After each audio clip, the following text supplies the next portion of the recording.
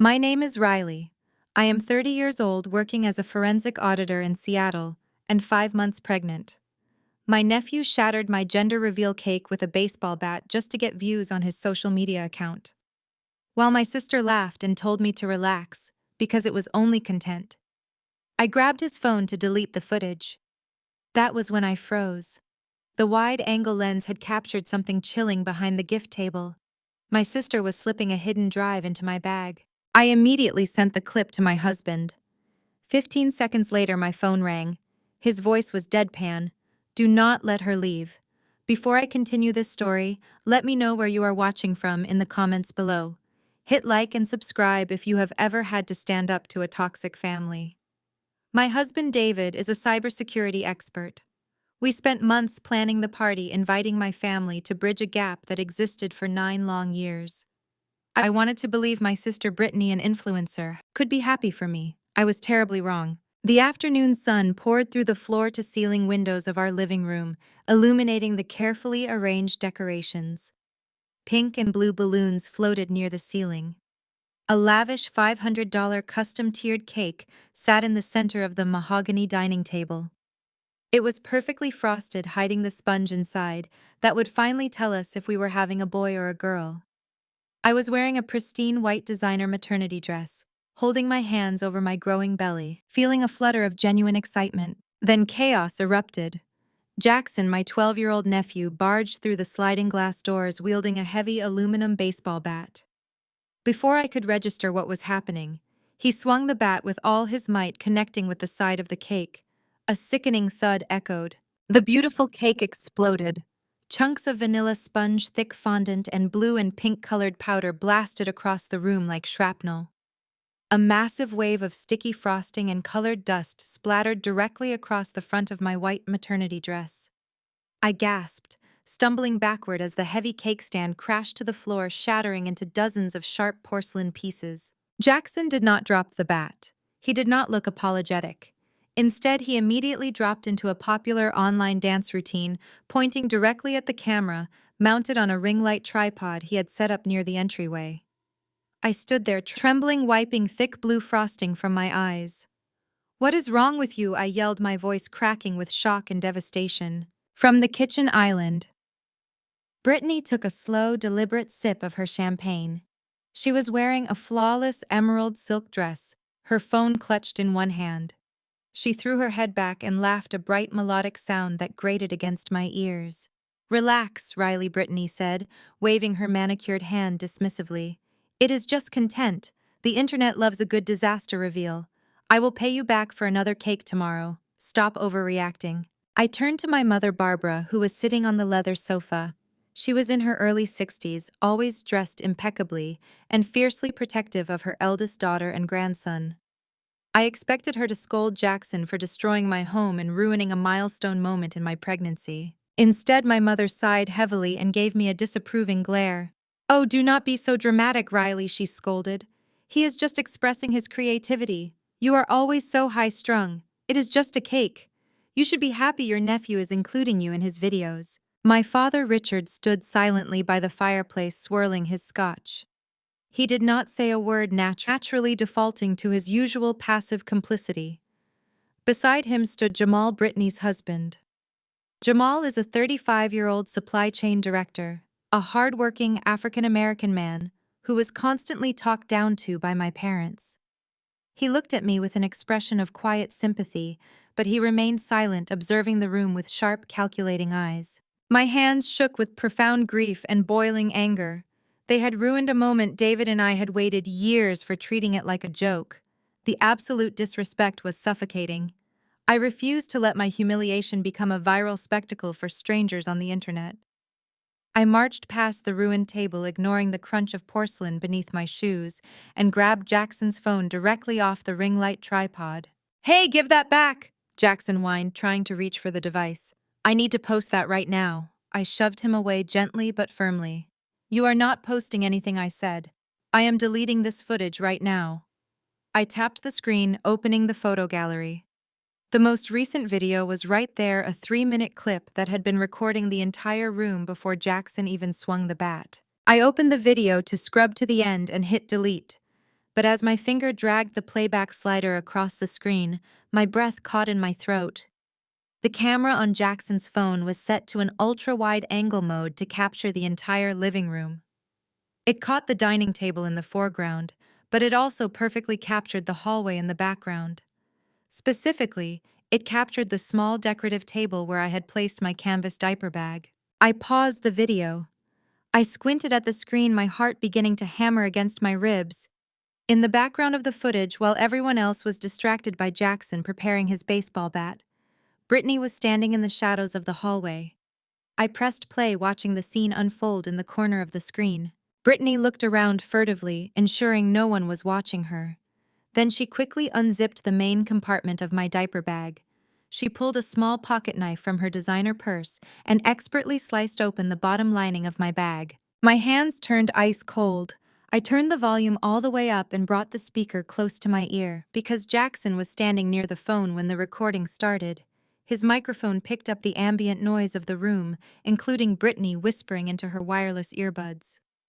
"The drive is in Riley's bag," Brittany whispered into the phone, her voice barely audible but unmistakably clear. "Let the tax agencies track the IP address to her house.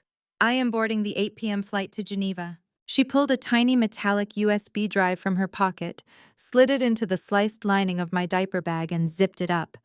Then she smoothed her dress, grabbed her champagne glass, and walked back into the living room just as Jackson swung the bat.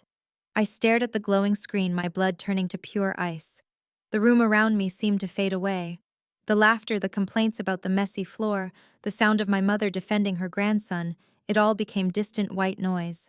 I am a forensic auditor. I spend my days tracking hidden assets and exposing corporate fraud. I knew exactly what that USB drive meant. My sister was not just being selfish. She was actively planting evidence to frame me for a federal financial crime. She was going to flee the country and leave me her pregnant sister to go to prison in her place. Panic flared in my chest, but my professional instincts immediately took over. I could not react. I could not let her know that I had seen the footage. I needed backup immediately. I quickly tapped the share button on the video file. I selected David's name and airdropped the high-resolution file directly to his encrypted phone.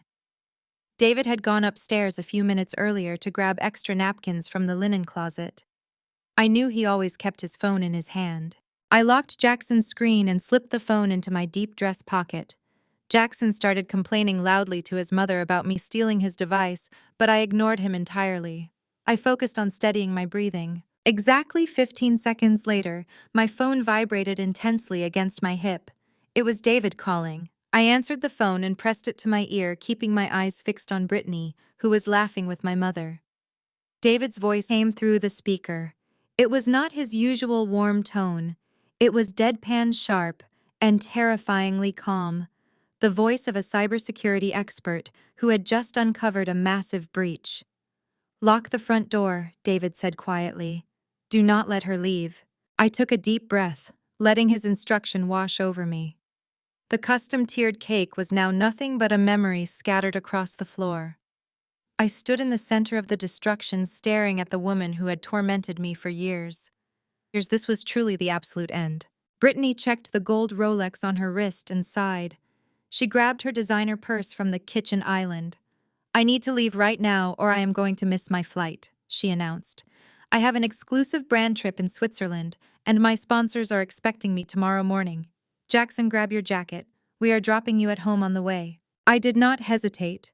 I stepped directly in front of the heavy mahogany front door. I planted my feet and crossed my arms over my ruined maternity dress. "You are not going anywhere," I said. My voice was dangerously low and perfectly steady. Brittany rolled her eyes in annoyance. "Move out of the way, Riley," she snapped. "I do not have time for another one of your emotional meltdowns. You already made a huge scene over a stupid cake. I said I would pay you back." "I am not talking about the ruined cake," I said, keeping my eyes fixed on hers. "I want you to empty your purse right now. And then I want you to open my diaper bag and show everyone exactly what you put inside the bottom lining." The living room went silent. The only sound was the soft hum of the air conditioning. Brittany froze. Her face went pale before she masked it with extreme offense. "What are you talking about?" she demanded. Her voice pitched up an octave, a classic sign that she was lying. Are you seriously accusing me of stealing from you? I would never touch your cheap diaper bag. My father stepped forward. His face was already turning red. Move out of the way, Riley, he ordered. His tone was harsh and commanding. Your pregnancy hormones are making you hysterical. You are ruining a good afternoon. Brittany has a flight to catch. Stop acting like a crazy person and open the door. I stood my ground. My back was pressed against the solid door. I am not hysterical, Dad, I said. I saw her do it. She sliced the bottom of my bag and hid a drive inside. I am a forensic auditor. I know what people do when they hide digital evidence. She is trying to plant something in my house before she leaves the country. Barbara shoved my shoulder hard enough to make me stumble. Her eyes blazed with fury as she stepped between me and my sister. Are you trying to ruin your sister and her career? My mother yelled. You have always been so jealous of her. You cannot stand that she has millions of followers and a glamorous life while you sit in a boring office all day. You are making up lies to drag her down. I stared at the woman who was supposed to protect me. The absolute betrayal in her eyes was nothing new, but it still burned. Jealous. I repeated the word, tasting like ash in my mouth.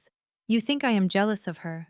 Like when you forced me to sign a confession for the $200,000 missing from your business 9 years ago to keep Brittany out of jail. The room grew tense. My parents stiffened their faces, draining of color. Jackson looked back and forth between us, completely confused by the sudden shift in the atmosphere. Jamal stood silently near the fireplace, his sharp eyes taking in every detail of the confrontation. I took a step forward, refusing to back down. I was 21 years old, I reminded them. My voice echoed in the entryway. I had just started my career.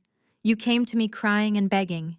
You told me the company was going under because Brittany embezzled funds to pay for her luxury lifestyle. You begged me to take the fall to save the family name. You told me Brittany would not survive in prison, but I was strong enough to handle it. That is ancient history. My father interrupted quickly.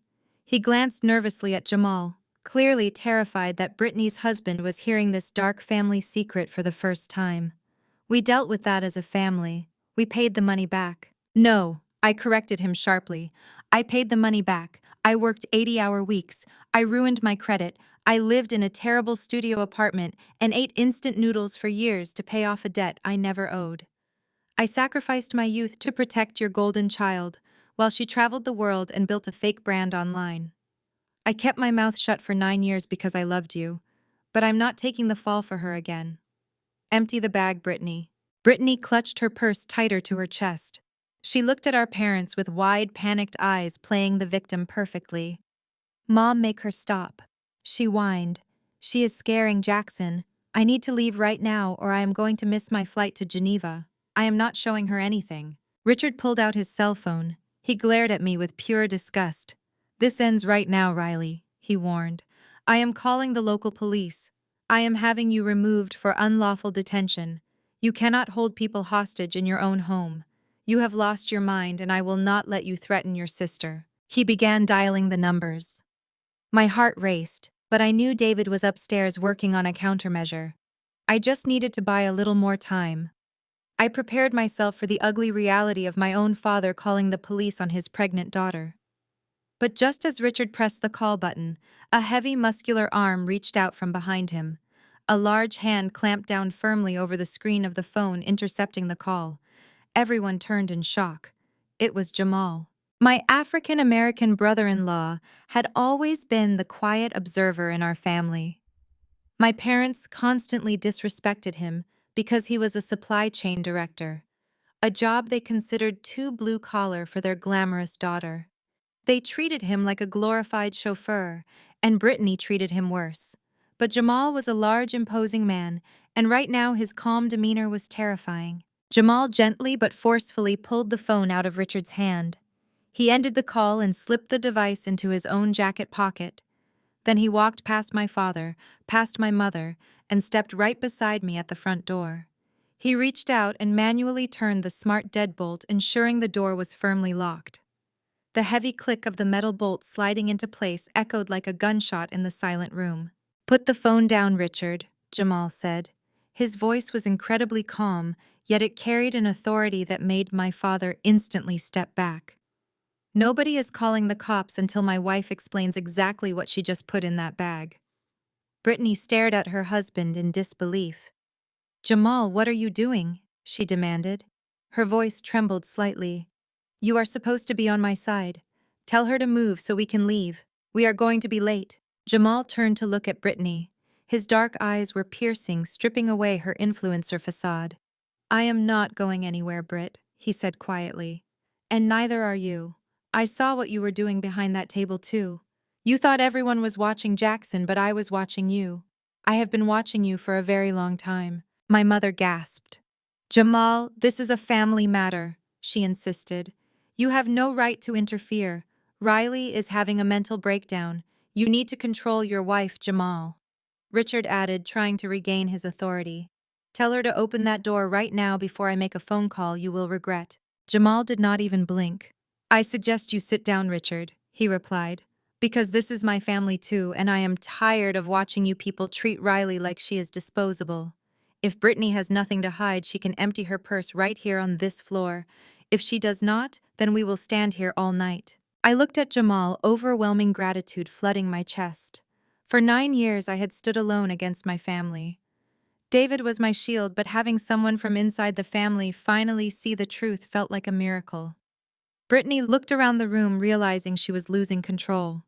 She took a step back, her eyes darting toward the patio doors. But Jamal anticipated her move and shook his head slowly. Do not even think about it, he warned. The heavy silence in the living room was broken only by the sound of my own steady breathing. Jamal stood like a sentinel by the door, his broad shoulders squared completely, blocking my father and sister from making a run for it.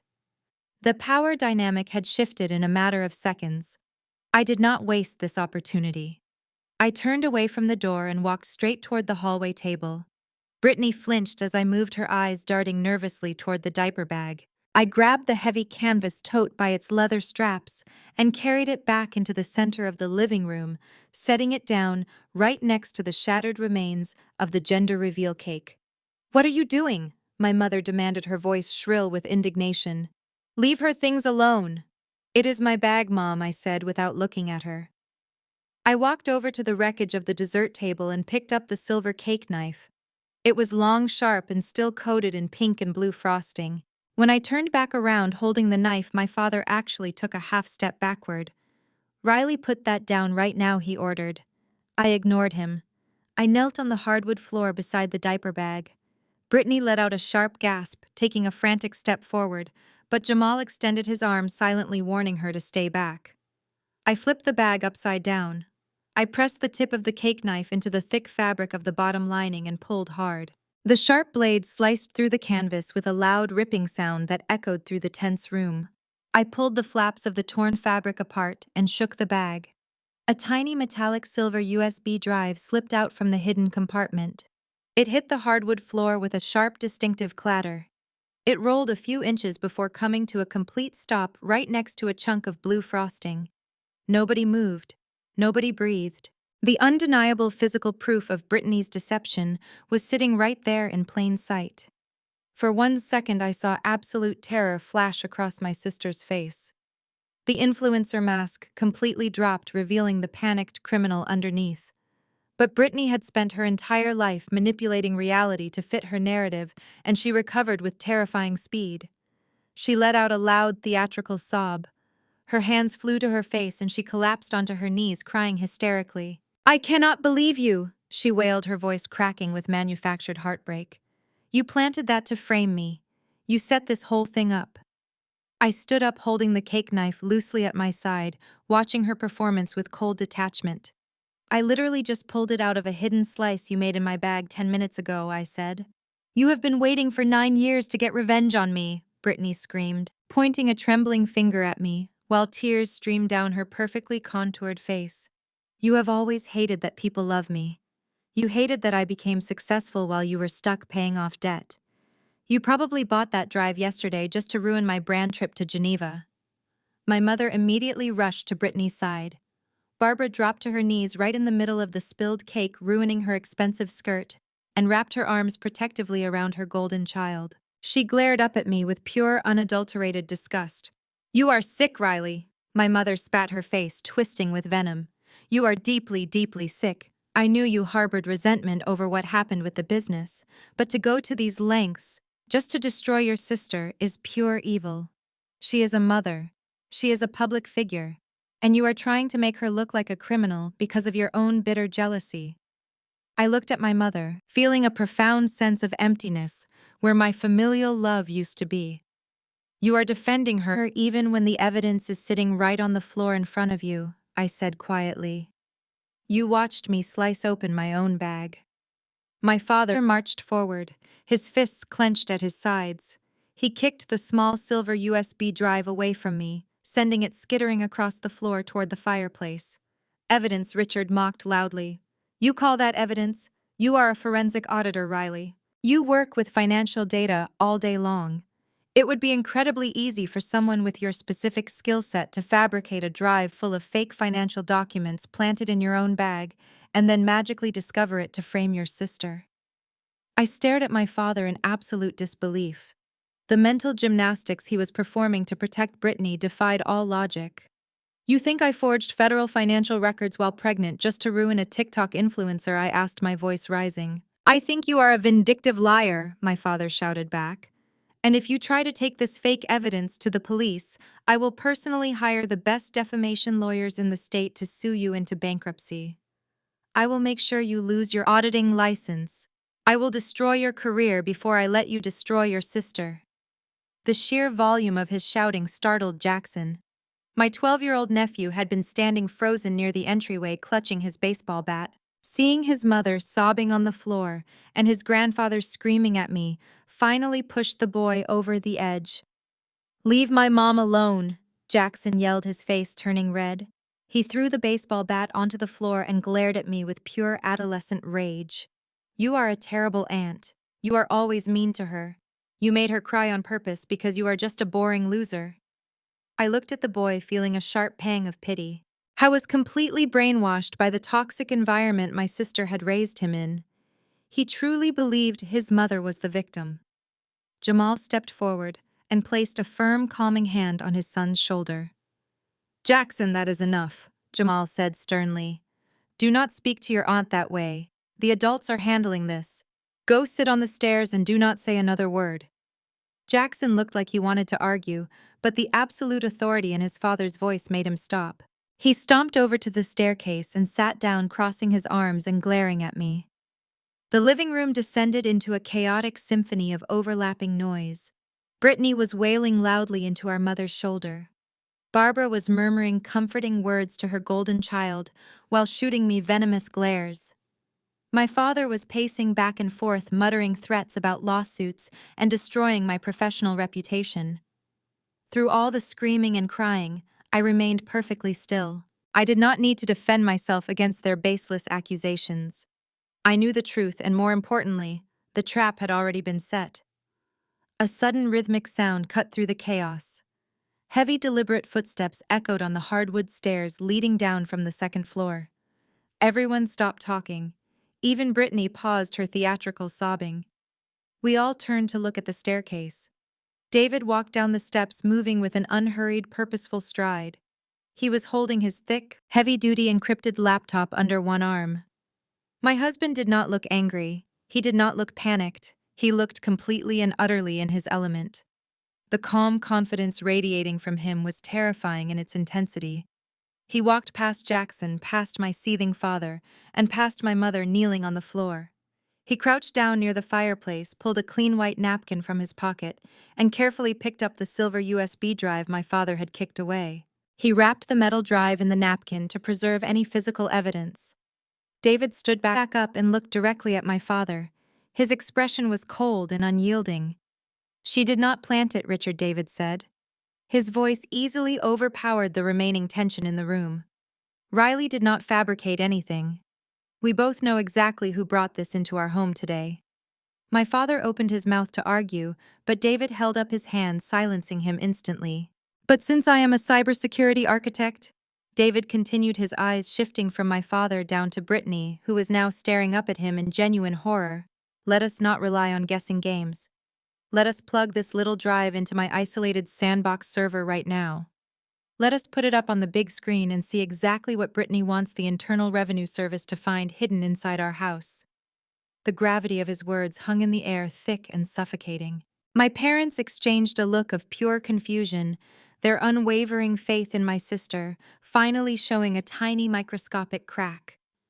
Brittany swallowed hard, her theatrical tears completely drying up.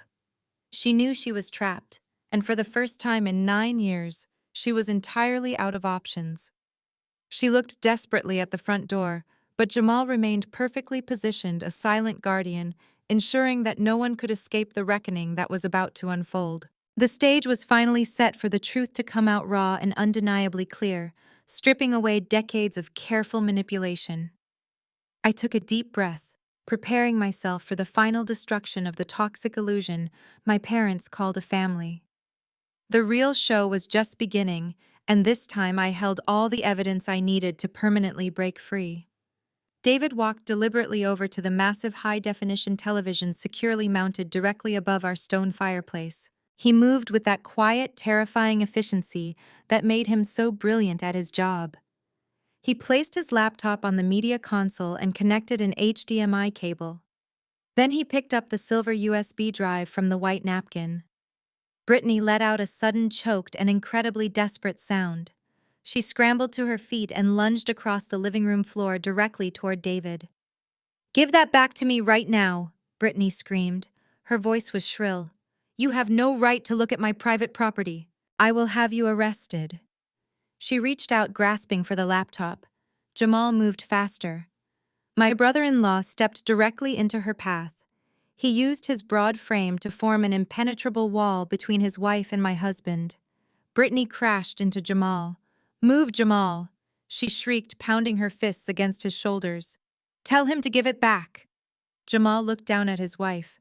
His face was a mask of cold fury. "I am not moving, Britt," Jamal said, his voice rumbling deep in his chest. "You are going to stand right here, and we are going to watch whatever is on that drive.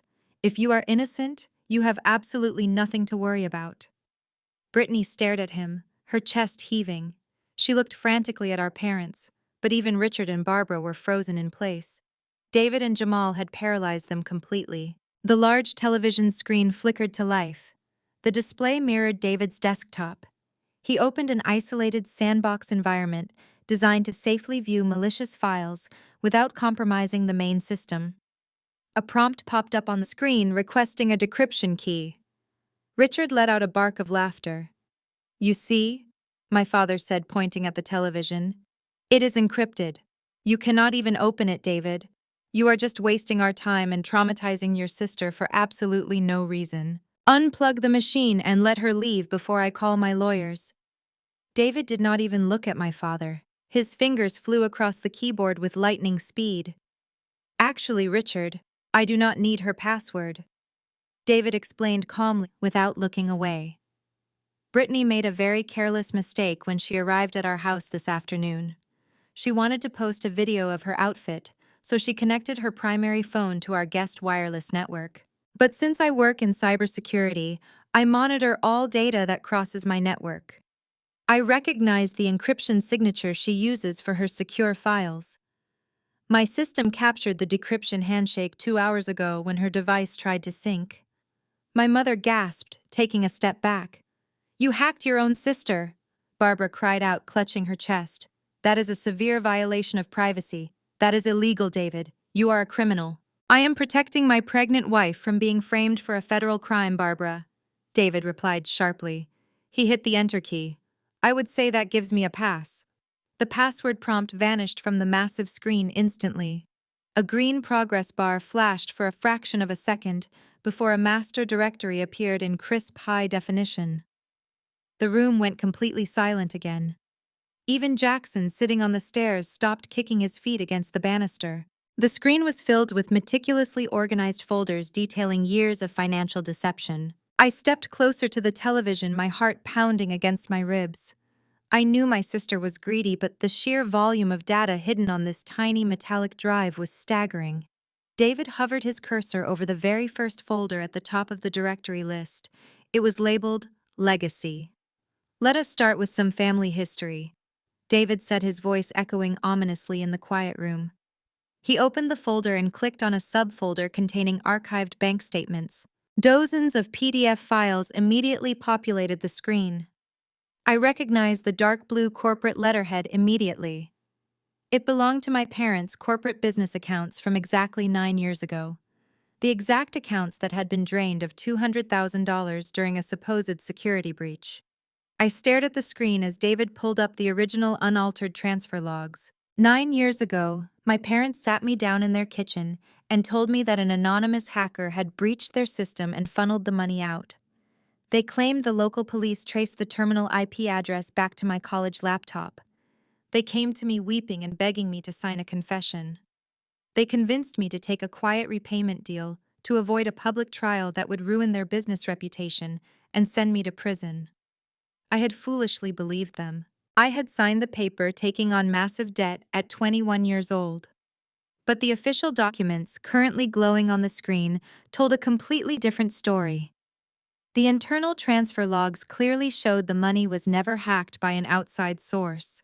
It was manually authorized by a secure digital signature from inside the corporate network. David magnified the signature block on the 75-inch screen so everyone could read it clearly. The name on the authorization was not mine. It was Brittany. She had transferred the funds directly from the company payroll account into a private offshore holding account registered under her own middle name. My knees grew weak. I grabbed the edge of the dining table to steady myself. "You stole it," I whispered, staring blankly at the overwhelming proof on the screen. "You stole the money and let me take the fall." Brittany squeezed her eyes shut, refusing to look at the screen. She crossed her arms tightly, shivering. Richard cleared his throat nervously, his face turning a sickly shade of gray. "Riley, we can explain this to you," my father stammered, taking a cautious step toward me. "That was a long time ago. Your sister made a foolish mistake. She was young and got involved with the wrong crowd. We simply did not want to ruin her entire life over one bad decision." But David was far from finished. He clicked out of his bank transfers and opened an email thread saved in the exact same legacy folder. These emails were exchanged between my father, my mother, and Brittany, just 3 days before they came to my apartment with the fake hacking story. I read the giant black text displayed brightly on the television screen. My own mother had written the devastating words. "We cannot let Brittany go to prison, Richard. She has modeling contracts lined up for the summer. She has a glamorous reputation to uphold in our community. Riley is just an auditor. Her career is boring and nobody will care if she has a financial blemish on her record. She can bounce back from this much easier than our Brittany ever could. We have to convince Riley to take the debt willingly. We will tell her it will save the family from total ruin." I stopped reading the screen. All the oxygen instantly vanished from my lungs. It was not just Brittany acting alone. My parents knew everything. They knew she stole the money and actively conspired to destroy my future just to protect her shallow influencer aspirations. They chose her comfort over my basic survival. They handed me a lifetime of crippling anxiety and crushing debt, simply because my career was not glamorous enough for their elite social circle. I turned my head slowly and stared directly at my parents. The ultimate betrayal was confirmed in black and white text for the whole room to see. Barbara could not even meet my eyes.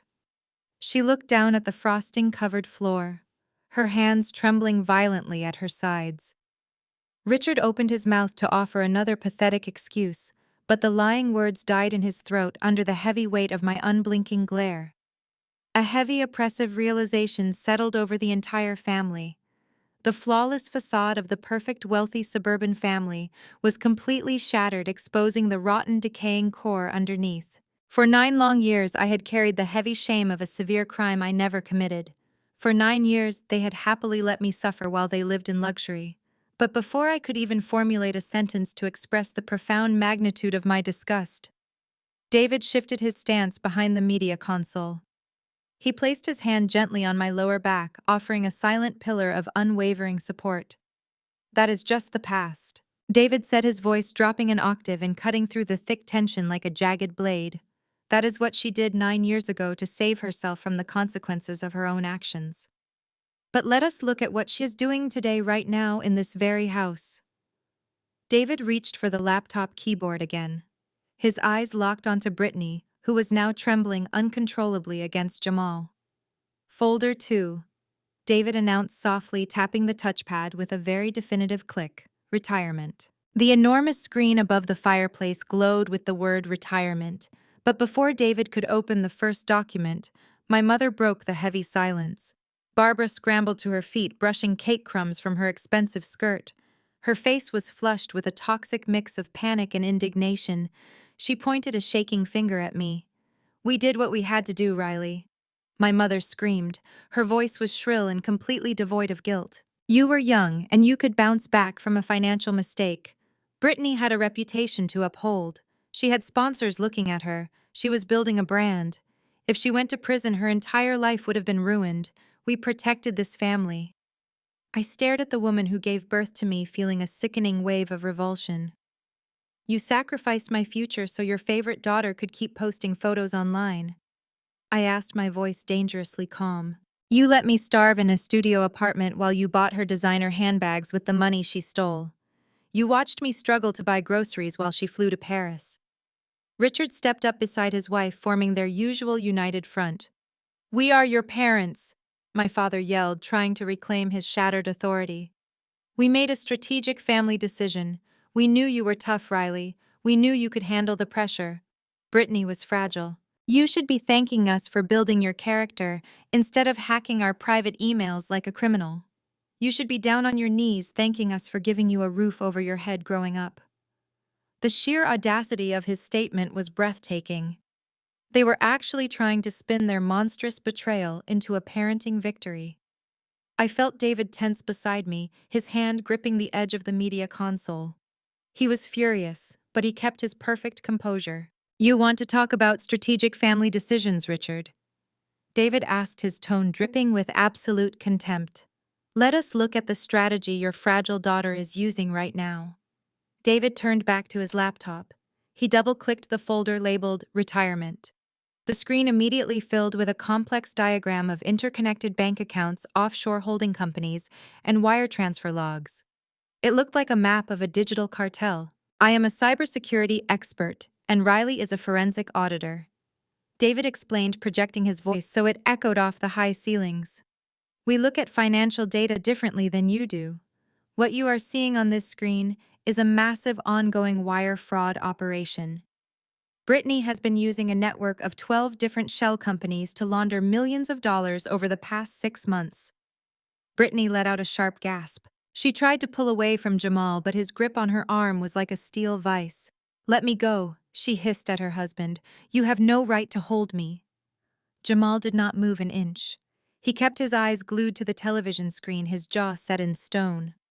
David highlighted a specific block of code on the display. "Do you see this routing sequence?" David asked, addressing the room.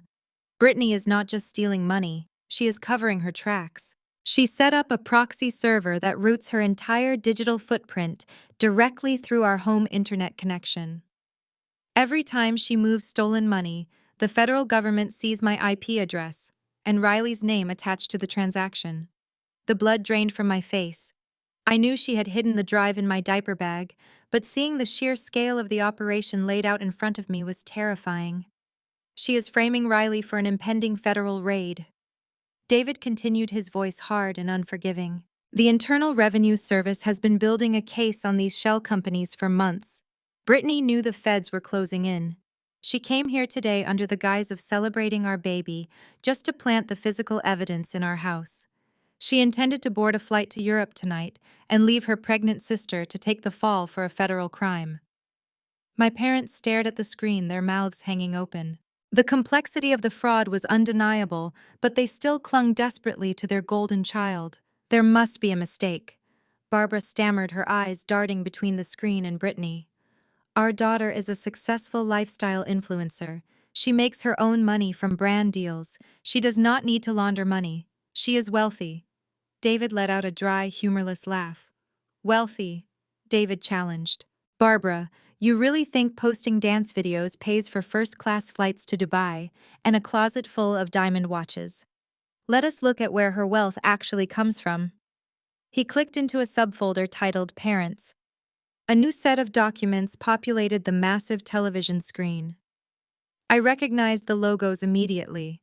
They were the official statements for my parents' primary bank accounts, their home mortgage, and their joint retirement funds. I stood frozen as I processed the numbers highlighted in red. The balances were completely wrong. "Look closely, Richard," David said, stepping aside so my father had a clear view of the screen.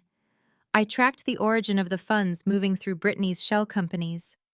She did not just steal from her sponsors, she completely drained your life savings. Every single penny you put away for the last 30 years is gone. My father stumbled forward, his eyes wide with absolute horror. He squinted at the screen, his hands trembling violently. "What are you talking about?" Richard whispered. The numbers on the screen blurred together. David mercilessly opened document after document. "She liquidated your retirement accounts 4 months ago," David explained, pointing to a massive withdrawal record. "She forged your signature to take out a second and third mortgage on your house. She funneled all the equity through a dummy corporation registered under her name. Your house is currently in active foreclosure, Richard. The bank is seizing your property next week." Barbara let out a high-pitched shriek. She grabbed her hair, shaking her head in frantic denial. "No!" my mother screamed. "That is impossible. We just checked our accounts last week. The money was there. We saw the balances." "You saw a spoofed interface," David corrected her coldly.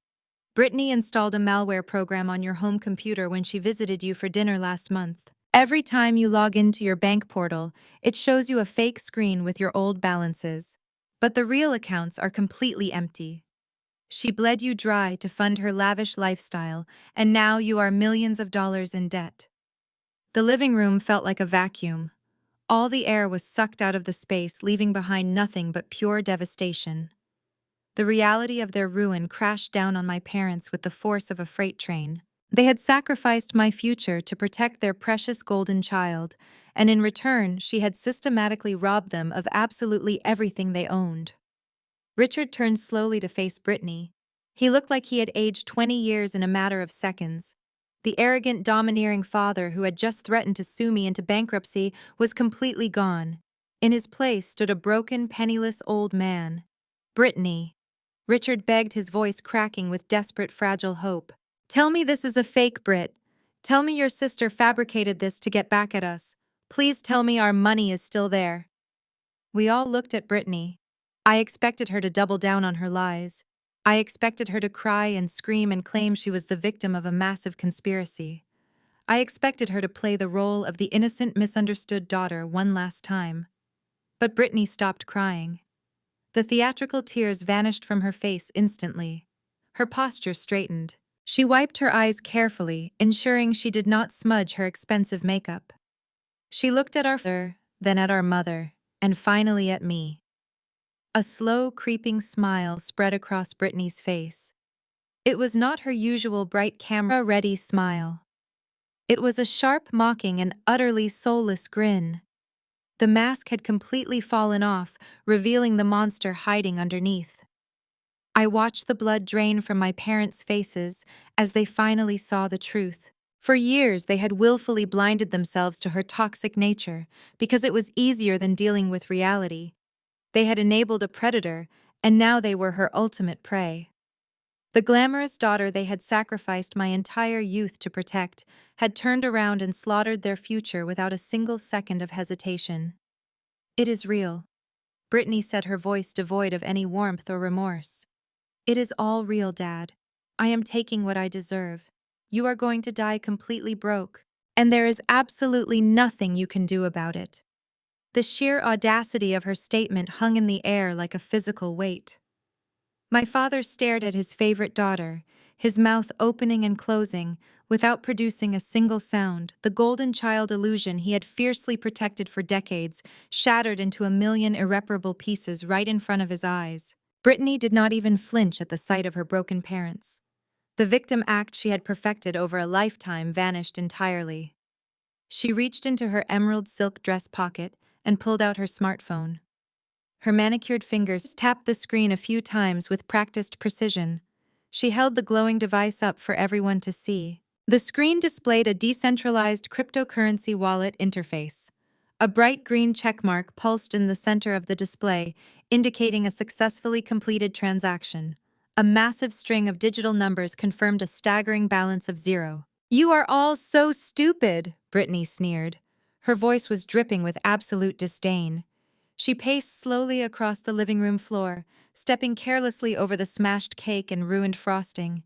"You really thought I was just crying over a ruined gender reveal party? I initiated the final wire transfer 10 minutes ago while you were all arguing about Jackson swinging that baseball bat. It was the perfect distraction. The money is officially offshore. It is gone. You are broke, Mom and Dad. You have absolutely nothing left." Barbara let out a horrifying, guttural wail. She scrambled backward on the floor, her hands clutching her chest, as if she were having a literal heart attack. She looked up at her eldest daughter with wide, terrified eyes, refusing to comprehend the monster she had raised. Brittany just rolled her eyes at our mother. "Save the dramatic performance, Mom," Brittany mocked callously. "You taught me to value lifestyle and status above everything else. You taught me that family is just a tool to get what you want. You happily threw Riley under the bus 9 years ago to protect my modeling career. You showed me exactly how the game is played. I just played it better than you did." I stood frozen beside the media console, my hand gripping the edge of the wood. The cold, calculated nature of her betrayal was staggering.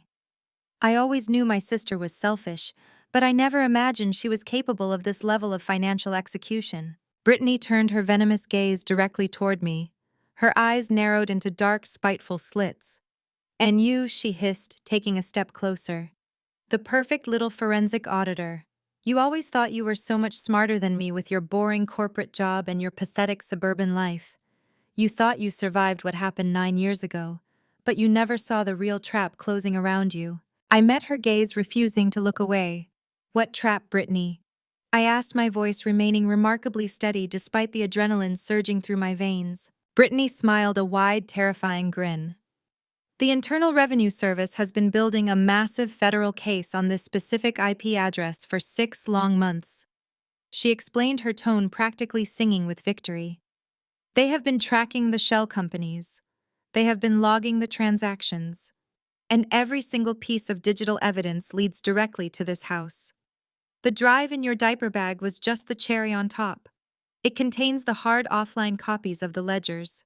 When I walk out that front door, you go to federal prison for wire fraud, and I go to Geneva to live like a queen." My breath caught in my throat. The sheer magnitude of her malice was breathtaking. She was not just stealing my parents' life savings, she was deliberately orchestrating my total destruction. She wanted me to give birth in a federal penitentiary while she drank champagne in the Swiss Alps. "You will never get away with this," I said, keeping my posture rigid. "David already intercepted the drive. He knows about the proxy server.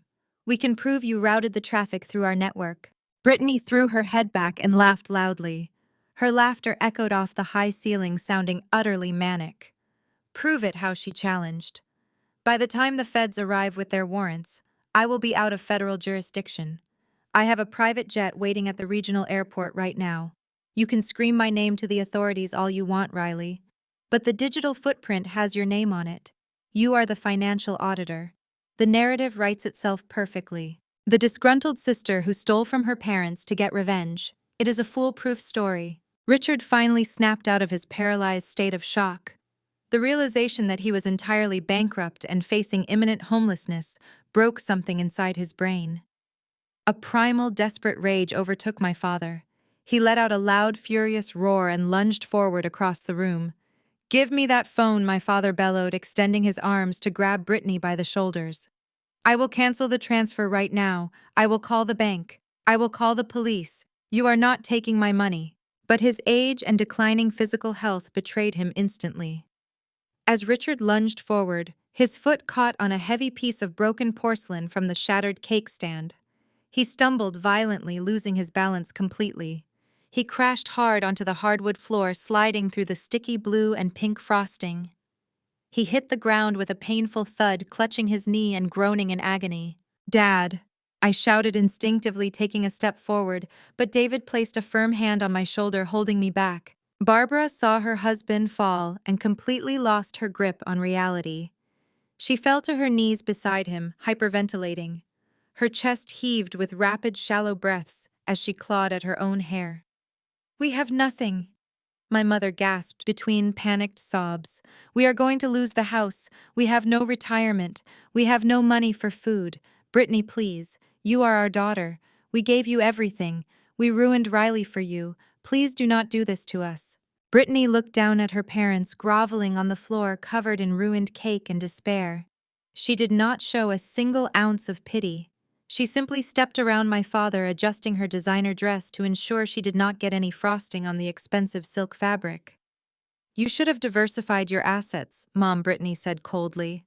"Consider this a very expensive lesson in financial management." She turned her attention to David, who was still standing quietly behind the media console watching the entire scene unfold with intense focus.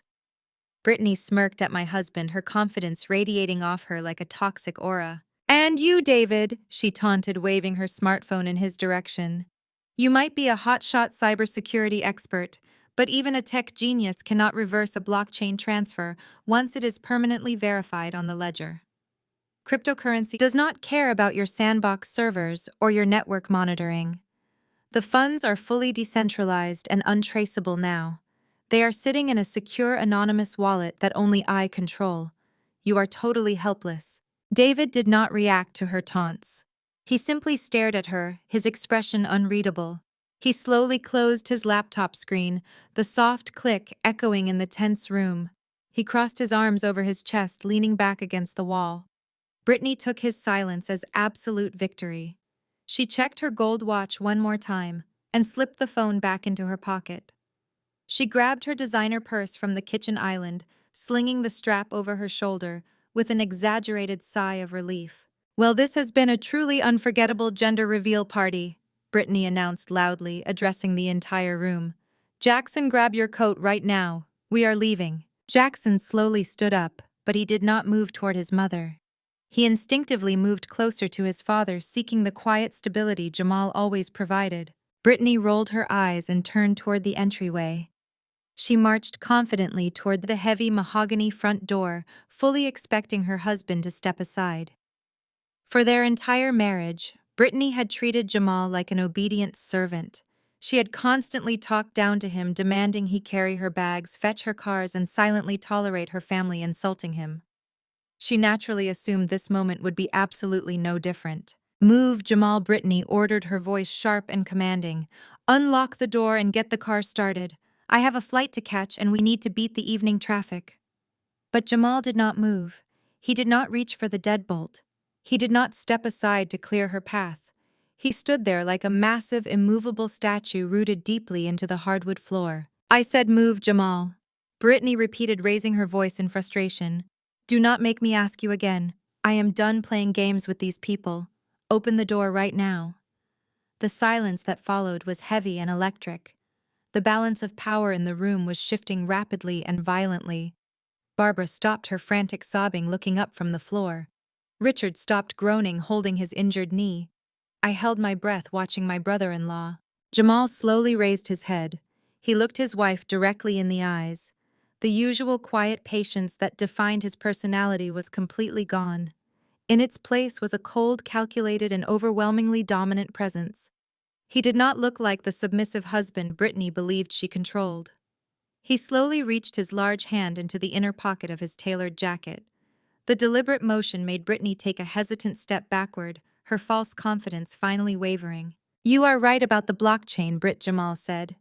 His voice was incredibly deep, rumbling with absolute authority that commanded the attention of every single person in the room. "But you are completely wrong about who is actually in control here." Jamal pulled his hand from his tailored jacket pocket. He did not pull out a weapon or car keys. He pulled out a sleek matte black smartphone and a small rectangular device made of brushed titanium. He held them up into the light so everyone in the living room could see exactly what he possessed. Brittany stared at the devices in his large hand. For a split second she looked confused. Then the color completely vanished from her face. She dropped her designer purse onto the floor and frantically plunged both of her hands inside the open bag. She rummaged through the contents, throwing lipstick and expensive sunglasses onto the hardwood floor. She pulled out a pink smartphone and stared at the blank screen. That is your secondary phone, Brit, Jamal explained calmly. His voice was a steady, immovable force. You use that pink phone to record your dancing videos and manage your social media accounts. But the black phone in my hand right now is your actual primary device. And this titanium hardware piece is your encrypted physical crypto wallet. The one you keep hidden in the secret zippered compartment of your purse. The one you need to authenticate any major offshore transfer. Brittany let out a loud, panicked gasp. Give those back to me right now, she demanded. How did you get those? You stole from my purse. I did not steal anything, Jamal replied, stepping closer to her. You gave me the perfect opportunity. When you threw yourself onto the floor crying those fake tears about how Riley framed you, I knelt down to comfort you. Remember, I put my arm around you to shield you from your angry father. While you were busy putting on an award-winning performance for your parents, I simply reached into your bag and removed the devices. A basic pickpocket trick for a very basic, greedy criminal. My mother gasped, covering her mouth with both hands. She looked at Jamal as if she was seeing him for the very first time. For years, Barbara and Richard had treated my brother-in-law like he was invisible. They made snide remarks about his profession, calling him a glorified warehouse manager. They mocked his quiet nature, assuming his silence meant he was unintelligent or submissive to their daughter. They could not have been more wrong. Jamal turned his attention directly to my parents. You two have spent the last decade looking down on me, Jamal said, addressing Richard and Barbara with a level of assertiveness I had never seen him use. You thought because I work in logistics and supply chain management that I was beneath your elite social circle. But you clearly do not understand what a supply chain director actually does. My entire career is built on finding anomalies. I track missing assets across networks. I identify discrepancies in massive corporate budgets. I find the leaks nobody else can see. Did you honestly think I would not notice when my own household finances started showing massive, inexplicable irregularities? Richard swallowed hard, leaning heavily against the wall for support. His injured knee seemed completely forgotten in the face of this massive revelation. You knew about the fraud. My father whispered, his voice raspy and weak. You knew your wife was stealing money. Jamal nodded slowly, his dark eyes hardening with righteous anger. I noticed the first red flag 6 months ago, Jamal explained, pacing slowly across the living room floor. Brittany started making erratic purchases. She bought a $70,000 sports car in cash, but claimed it was a sponsorship. She started taking mysterious solo trips to Europe, but the numbers never added up. Her influencer income was lucrative, but it was not nearly enough to support the sudden massive influx of capital she was moving around. So I started digging into our joint accounts. I traced the routing numbers and discovered the network of shell companies she had set up under her maiden name. I listened to Jamal speak, feeling a profound sense of awe and respect. While I had been completely blind to my sister's deceit, my quiet, observant brother-in-law had been gathering evidence right under her nose. Why did you not say anything? Brittany shrieked, her voice cracking with pure desperation. If you knew about the money, why did you not confront me? Why did you not ask me for a cut? You are supposed to be my husband. We could have been rich together. Jamal looked at her with an expression of absolute disgust. I do not want stolen money, Brittany, Jamal said, his voice dropping dangerously low. I work hard for my paycheck, and I sleep with a clear conscience every single night. I did not confront you because I knew exactly how you operate. If I confronted you directly, you would have turned the entire family against me.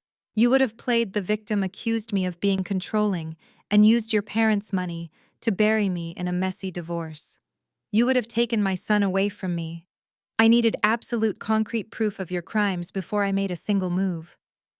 Jamal turned to look at David, who was still standing behind the media console monitoring his laptop. So I went to the smartest guy I know, Jamal continued, gesturing toward my husband. I went to David. My jaw dropped. I whipped my head around to look at David. My husband gave me a small, apologetic smile. He had kept this secret from me for half a year to protect my health and keep me safe from the stress. David and I have been working together in secret for 6 months. Jamal revealed, shocking the entire room. We started having quiet meetings after work. I brought David the bank routing numbers, the shell company documents, and the transaction logs I managed to pull from Brittany's home computer. David used his cybersecurity expertise to follow the digital breadcrumbs. Together, we mapped out her entire money laundering operation. We knew she was stealing from your parents, Richard. We knew she was funneling the cash offshore. We were just waiting for her to make one fatal mistake so we could hand a complete airtight package over to the federal authorities. Barbara let out a loud, agonizing wail. She fell forward, catching herself on her hands and knees. You knew she was draining our retirement accounts and you said nothing. My mother sobbed, looking up at Jamal with hateful, tear-filled eyes. You let her steal our entire future. You are just as guilty as she is. You are a monster, Jamal. Do not you dare play the victim with me, Barbara. Jamal fired back, his voice booming across the room and silencing her instantly. I tried to warn Richard 4 months ago. I sat in his office and told him to check his corporate firewall because I noticed unusual activity linking his accounts to Brittany's proxy servers. Do you remember what you told me, Richard? My father looked down at the floor, unable to meet Jamal's intense gaze. Tell them what you said, Jamal demanded, taking a step toward my father. You told me I was overstepping my boundaries. Jamal continued when my father remained cowardly silent. You told me I was just a supply chain worker who did not understand high-level corporate finance. You told me to mind my own business and leave the complex money matters to the real professionals. You willfully ignored my warning because your arrogance would not allow you to accept advice from a black man you considered beneath your social status. You handed your daughter the keys to your financial destruction because of your own blinding pride. So do not blame me for your bankruptcy, Barbara. You and your husband dug your own graves. The room fell into a heavy, suffocating silence. Jamal had systematically dismantled my parents, completely stripping away their elitist armor and exposing their foolishness. They had no arguments left. They had no excuses. They were utterly ruined by their own toxic behavior. Brittany stared at the black phone and the titanium crypto wallet in Jamal's hand. Her chest heaved with rapid, panicked breaths. She realized that without that physical hardware key, she could not authenticate the final destination of her stolen funds. The decentralized transfer she initiated 10 minutes ago was floating in a holding state, waiting for dual-factor confirmation. A confirmation she could no longer provide. Give me the wallet, Jamal. Brittany pleaded, dropping her aggressive tone and adopting a soft, begging voice. Please, I am your wife. I am the mother of your child. We can still fix this. We can leave right now. Just you, me, and Jackson. We can go to Switzerland together. We have millions of dollars waiting for us. We can start a brand new life. Just give me the drive. Jamal did not soften. He did not waver. He looked past Brittany and focused his attention on Jackson. The 12-year-old boy was still sitting on the bottom step of the staircase, trembling visibly. The baseball bat he used to destroy my gender reveal cake lay abandoned on the floor nearby. The boy looked completely terrified, watching his parents stand on opposite sides of a massive, unbridgeable chasm. Jamal's expression softened completely when he looked at his son. The cold, commanding authority melted away, leaving behind the deep, unconditional love of a protective father. He walked over to the staircase and knelt down right in front of Jackson. Jamal placed his large, strong hands on the boy's shaking shoulders. Jackson, listen to me carefully. Jamal said, his voice gentle and incredibly steady. I love you more than anything in this entire world. Everything I am doing today, I am doing to protect you. I am doing this to make sure you grow up to be a good, honest man. Do you understand me? Jackson sniffled and nodded, a single tear rolling down his cheek. I understand, Dad, the young boy whispered. Jamal pulled his son into a tight, protective embrace, holding the boy close to his chest. He closed his eyes, taking a long, deep breath to steady his own racing heart. For 6 months he had carried the crushing burden of knowing his marriage was a complete sham and that the woman he loved was a ruthless criminal. He had sacrificed his own peace of mind to ensure his son would not be dragged down into her toxic web of lies. Jamal stood back up, keeping one protective hand resting firmly on Jackson's shoulder. He turned his attention back to his wife. The softness in his eyes instantly vanished, replaced by a hardened steel resolve that sent a shiver down my spine. Brittany took a hopeful step forward, believing her plea had worked. She reached her hand out, her fingers trembling with desperate greed. "Switzerland," Brittany whispered. "We can go right now." Jamal let out a sharp, humorless laugh that echoed through the quiet room. He looked at the woman he had married, recognizing that the person standing in front of him was nothing but a manipulative stranger wearing a familiar mask. "You really thought you were going to Geneva for a brand deal?" Jamal asked, his voice dropping into a terrifyingly cold register. He pulled a thick, folded manila envelope from the inner pocket of his jacket and tossed it onto the frosting-covered dining table. It landed with a heavy, definitive smack right next to the ruined cake stand. "You really thought you were going to pack your bags and fly off to the Swiss Alps to live like a queen on stolen money?" Jamal continued, staring her down with absolute disgust. "You thought I did not know about your exit strategy. Tell them, Brittany. Tell your parents, who is actually waiting for you at the airport right now. Tell them about the wealthy man you plan to secretly leave us for today." Brittany stared at her husband in absolute shock. The silence in our living room was so profound that I could hear the erratic sound of my own breathing. My parents stood frozen in their ruined clothes, completely unable to process the sheer volume of betrayal unfolding in front of them. Jamal did not wait for his wife to formulate another pathetic lie. Jamal reached out and flipped the folder open. Dozens of high-definition glossy photographs spilled out across the table. I stepped closer to look at the images. My stomach churned with absolute disgust. The photographs were incredibly clear, captured by a professional surveillance team over the course of several weeks. They showed Brittany sitting at a secluded table in an upscale downtown hotel cafe. She was not alone. She was holding hands across the table with an older, distinguished man wearing a tailored gray suit. Another photograph showed them kissing passionately outside a luxury restaurant. A third image captured them walking together into a private jet terminal, their arms wrapped around each other tightly. "Who is that man?" my mother asked. Her voice was barely a trembling whisper. Barbara looked at the photographs of her golden child with a stranger and seemed entirely unable to comprehend the reality of the situation. "That is a wealthy Swiss venture capitalist," Jamal explained. His voice was cold and completely devoid of any emotion. "Brittany has been seeing him for 8 months. Every time she told you she was flying to Los Angeles for an exclusive brand trip or a social media convention, she was actually meeting him. She used the money she stole from retirement accounts to buy her way into his elite inner circle.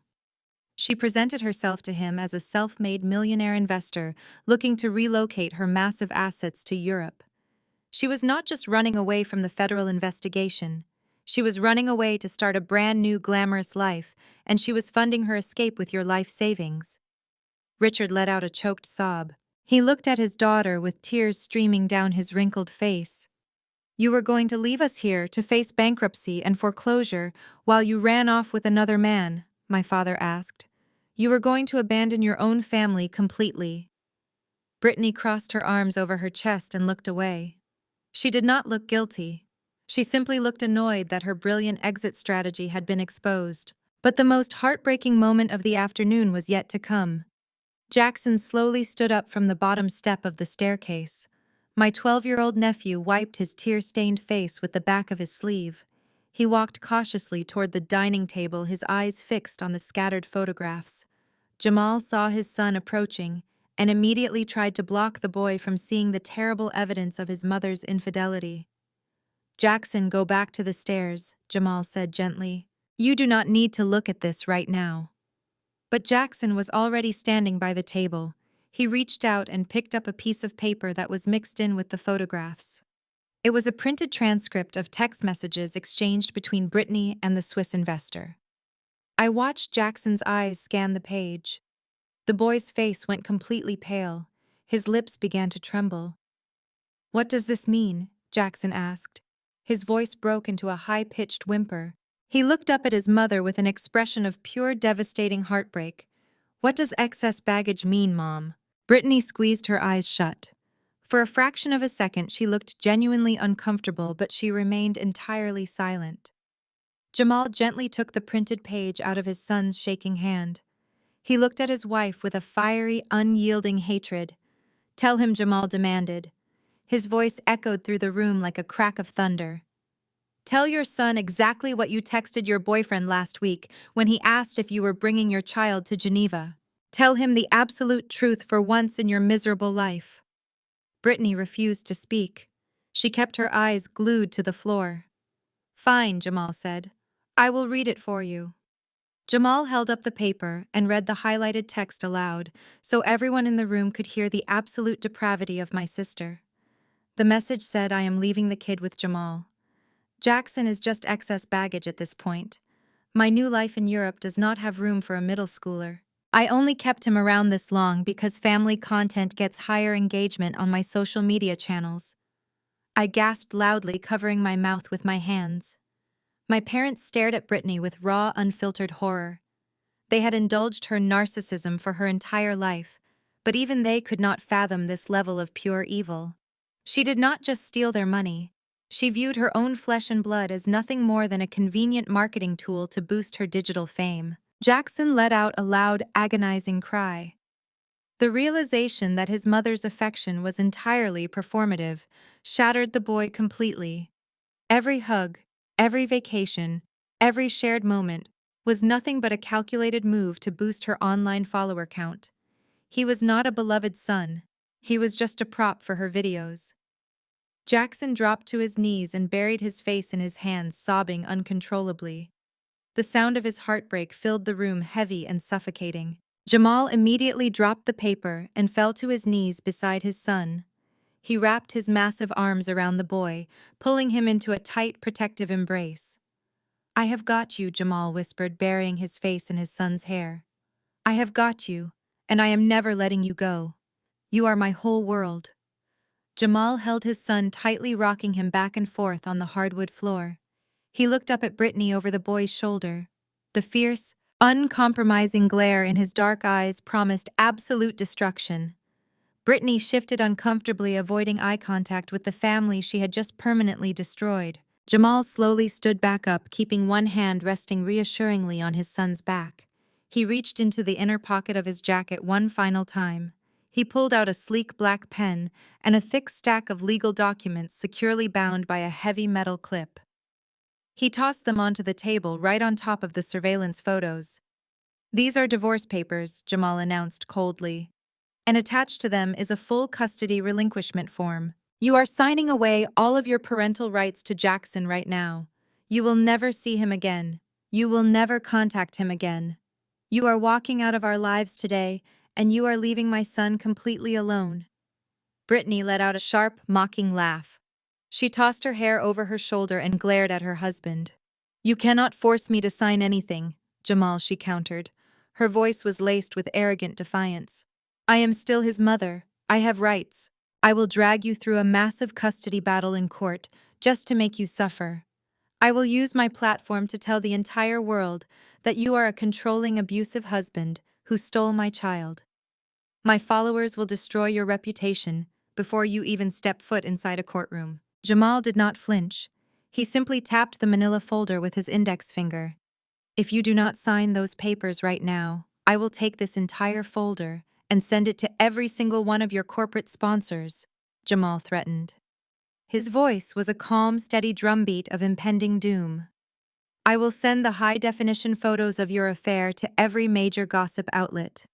I will post the bank statements proving you stole from your elderly parents directly to your social media accounts. I have complete access to your primary phone and your passwords. I will expose your money laundering operation to your millions of followers before you even make it to the airport. Your entire brand will be completely annihilated. You will not be an influencer anymore. Sign the papers, Brittany." Brittany stared at Jamal. She knew he was not bluffing. With a defeated sigh, she snatched the pen. Her hands were shaking as she hastily signed her name, legally relinquishing her child. She threw the pen down. But as she finished signing, Brittany stood straight. A vicious, cold smile spread across her lips. "Fine," she sneered. "Take the kid. But you are forgetting one thing. I transferred the money. Mom and Dad are broke, and Riley takes the fall. You are all going down." Richard and Barbara remained frozen on the floor, surrounded by the sticky remnants of the ruined gender reveal cake. The absolute totality of their financial and social ruin finally crashed down upon them. Richard stared blankly at the digital routing numbers glowing on the television screen. The man who had always commanded every room with an iron fist now looked incredibly small and hopelessly fragile. Barbara let out a sharp gasp as if she were physically suffocating under the weight of her own foolish choices. She looked at Brittany, but her golden child simply turned her head away, completely indifferent to the devastating misery she had just caused her own parents. True to their deep narcissistic nature, my parents could not process their own accountability. When they realized Brittany was a lost cause, their survival instincts immediately forced a massive pivot. They desperately needed a new lifeline. They needed someone else to fix their enormous mess. Barbara suddenly turned her tear-streaked face away from Brittany and looked directly at me.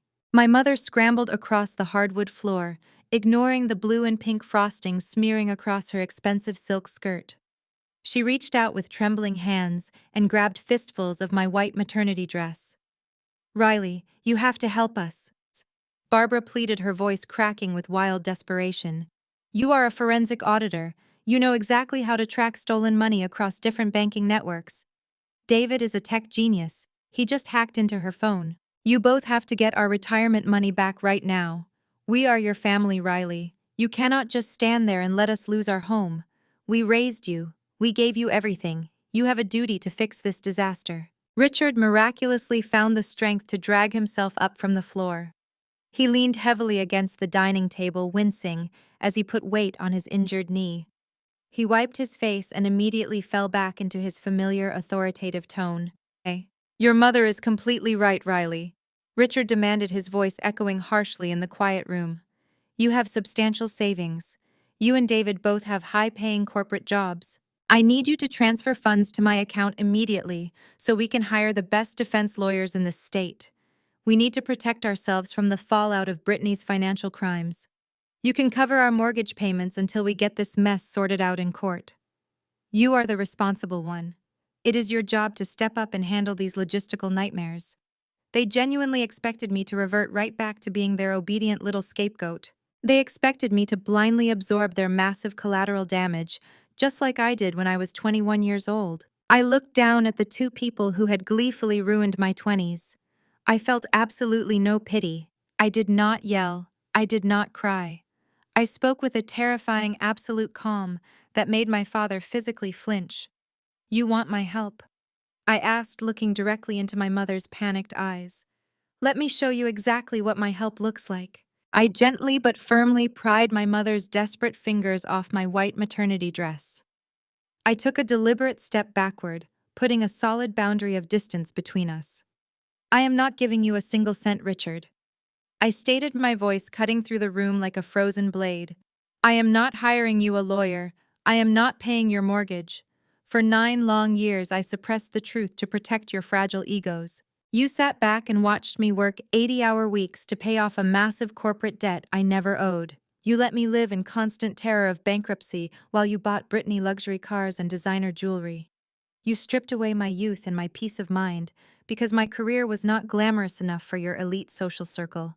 You systematically destroyed my self-worth to protect a criminal." Barbara started sobbing loudly, shaking her head in furious denial. "We made a mistake, Riley," my mother wailed. "But we still loved you. We always loved you. We just thought you were strong enough to handle the pressure.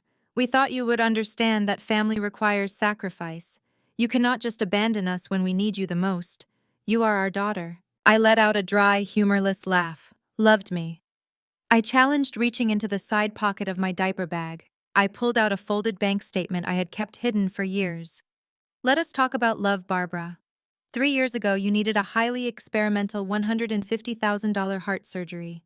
Your insurance refused to cover the procedure. You were terrified you were going to die." Brittany told the entire family that her wealthy corporate sponsors had generously donated the money to save your life.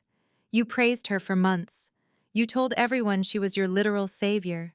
You threw a massive catered dinner party right in this very house just to publicly thank her for being such a devoted and generous daughter. I unfolded the bank statement and dropped it onto the table right next to Jamal's divorce papers. "Look at the document, Barbara. I ordered coldly. Look at the routing numbers and look at the name on the originating account. I was the anonymous donor.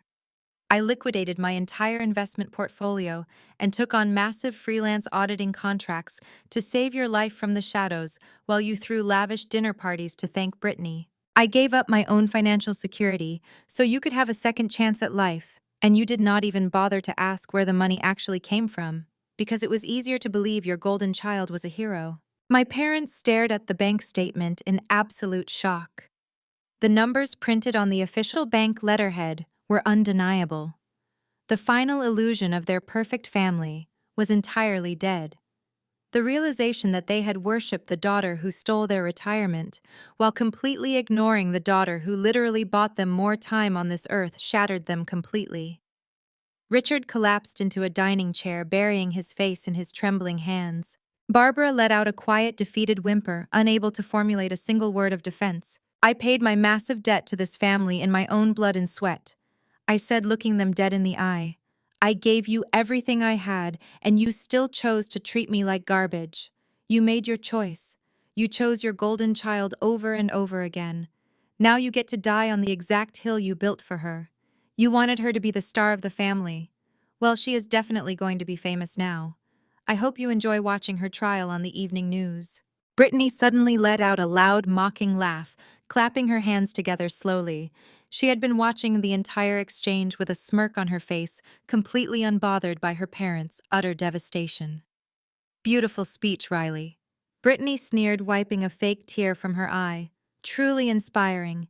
You always did have a flair for the dramatic.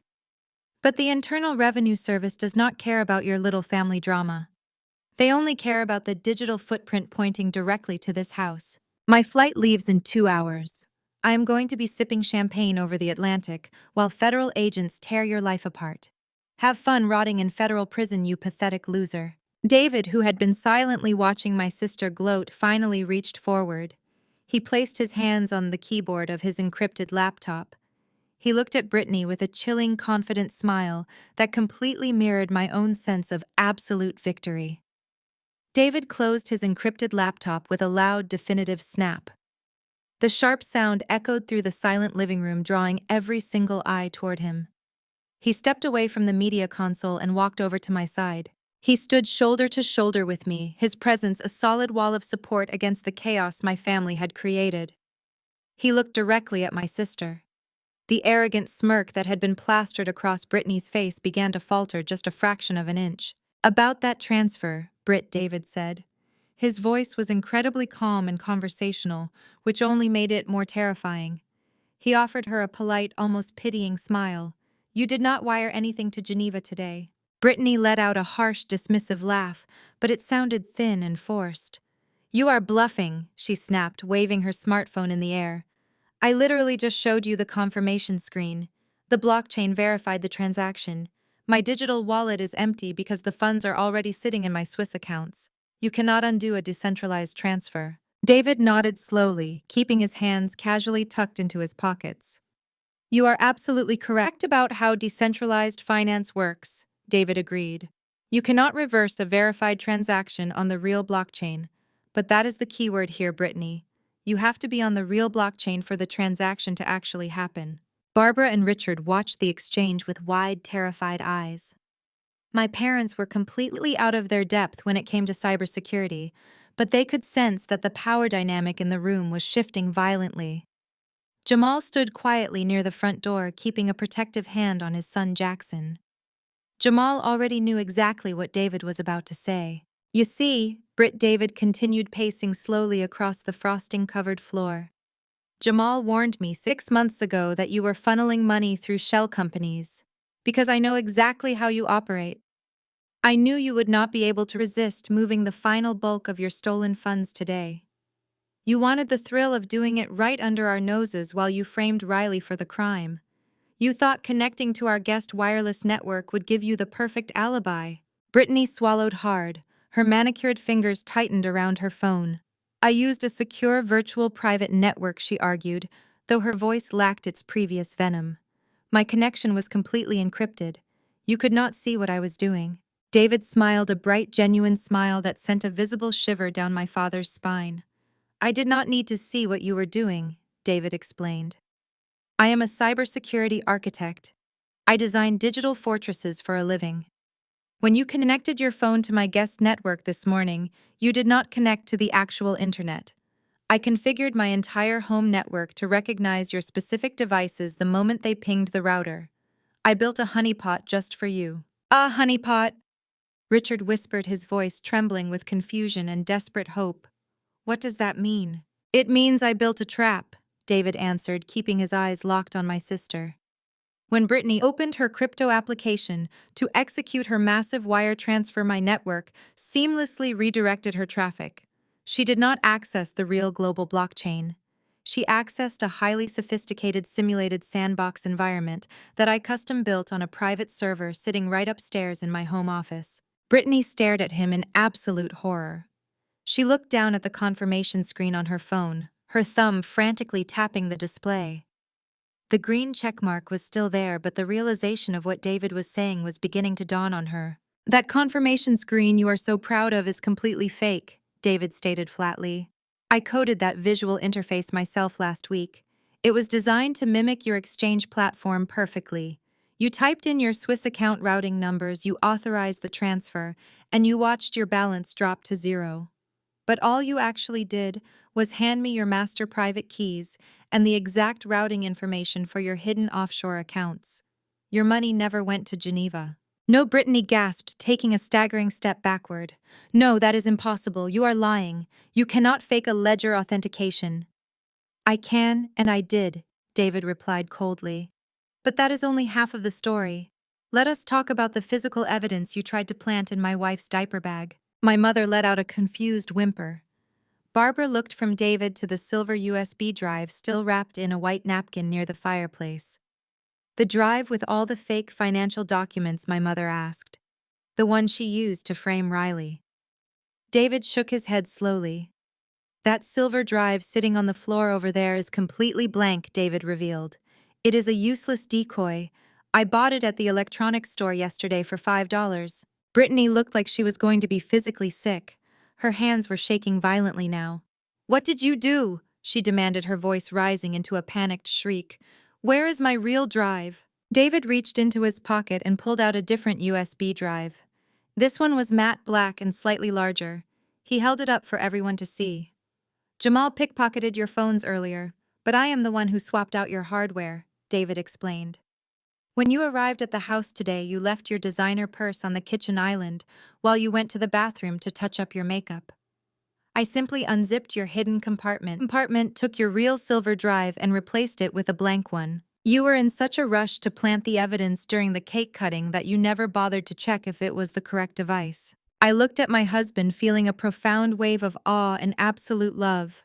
He had anticipated her every single move. He had built an inescapable digital cage, and my sister had walked right into it willingly. But I did not just take your drive. David continued, his voice turning razor sharp. I knew you kept a master backup drive at your house. I knew you planned to plug that backup drive into your laptop this morning to sync the final transaction logs before you left for the airport. Jamal stepped forward, nodding in agreement. She did, Jamal confirmed. She sat in her home office at 8 o'clock this morning and plugged her black backup drive into her computer. I watched her do it. Exactly, David said. And what you did not know, Brittany, is that Jamal brought me that black backup drive last night while you were sleeping. I did not just look at the files. I added a little something extra to the root directory. What did you do? Brittany screamed, taking another step backward until her back hit the living room wall. Tell me what you did to my computer. I installed a highly aggressive federal tracking malware program on your drive, David said, his tone devoid of any mercy. The second you plugged that drive into your laptop this morning, the malware executed silently in the background. It bypassed all your firewalls and immediately mirrored your entire hard drive. It captured your transaction histories, your shell company registrations, your fake identity documents, and all the communications you had with your Swiss investor. My father let out a loud gasp of shock. Richard looked at David as if my husband were a terrifying wizard who had just decimated their entire reality. Barbara fell forward onto her hands, weeping hysterically into the ruined cake frosting. Their golden child was completely outmatched.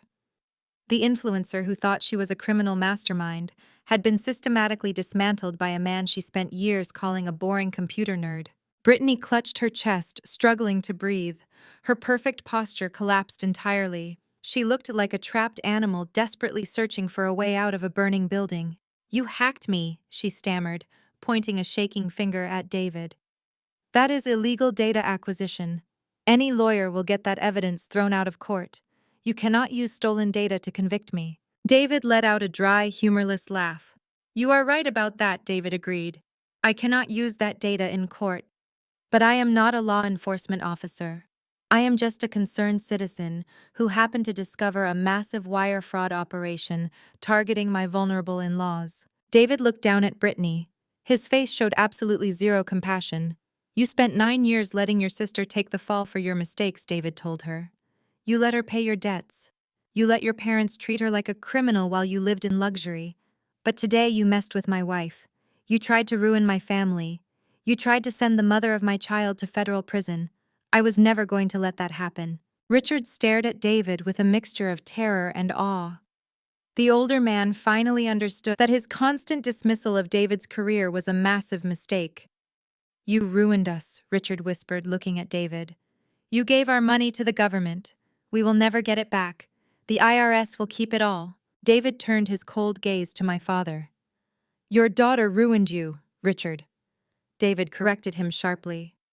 "I just made sure she could not run away with the spoils.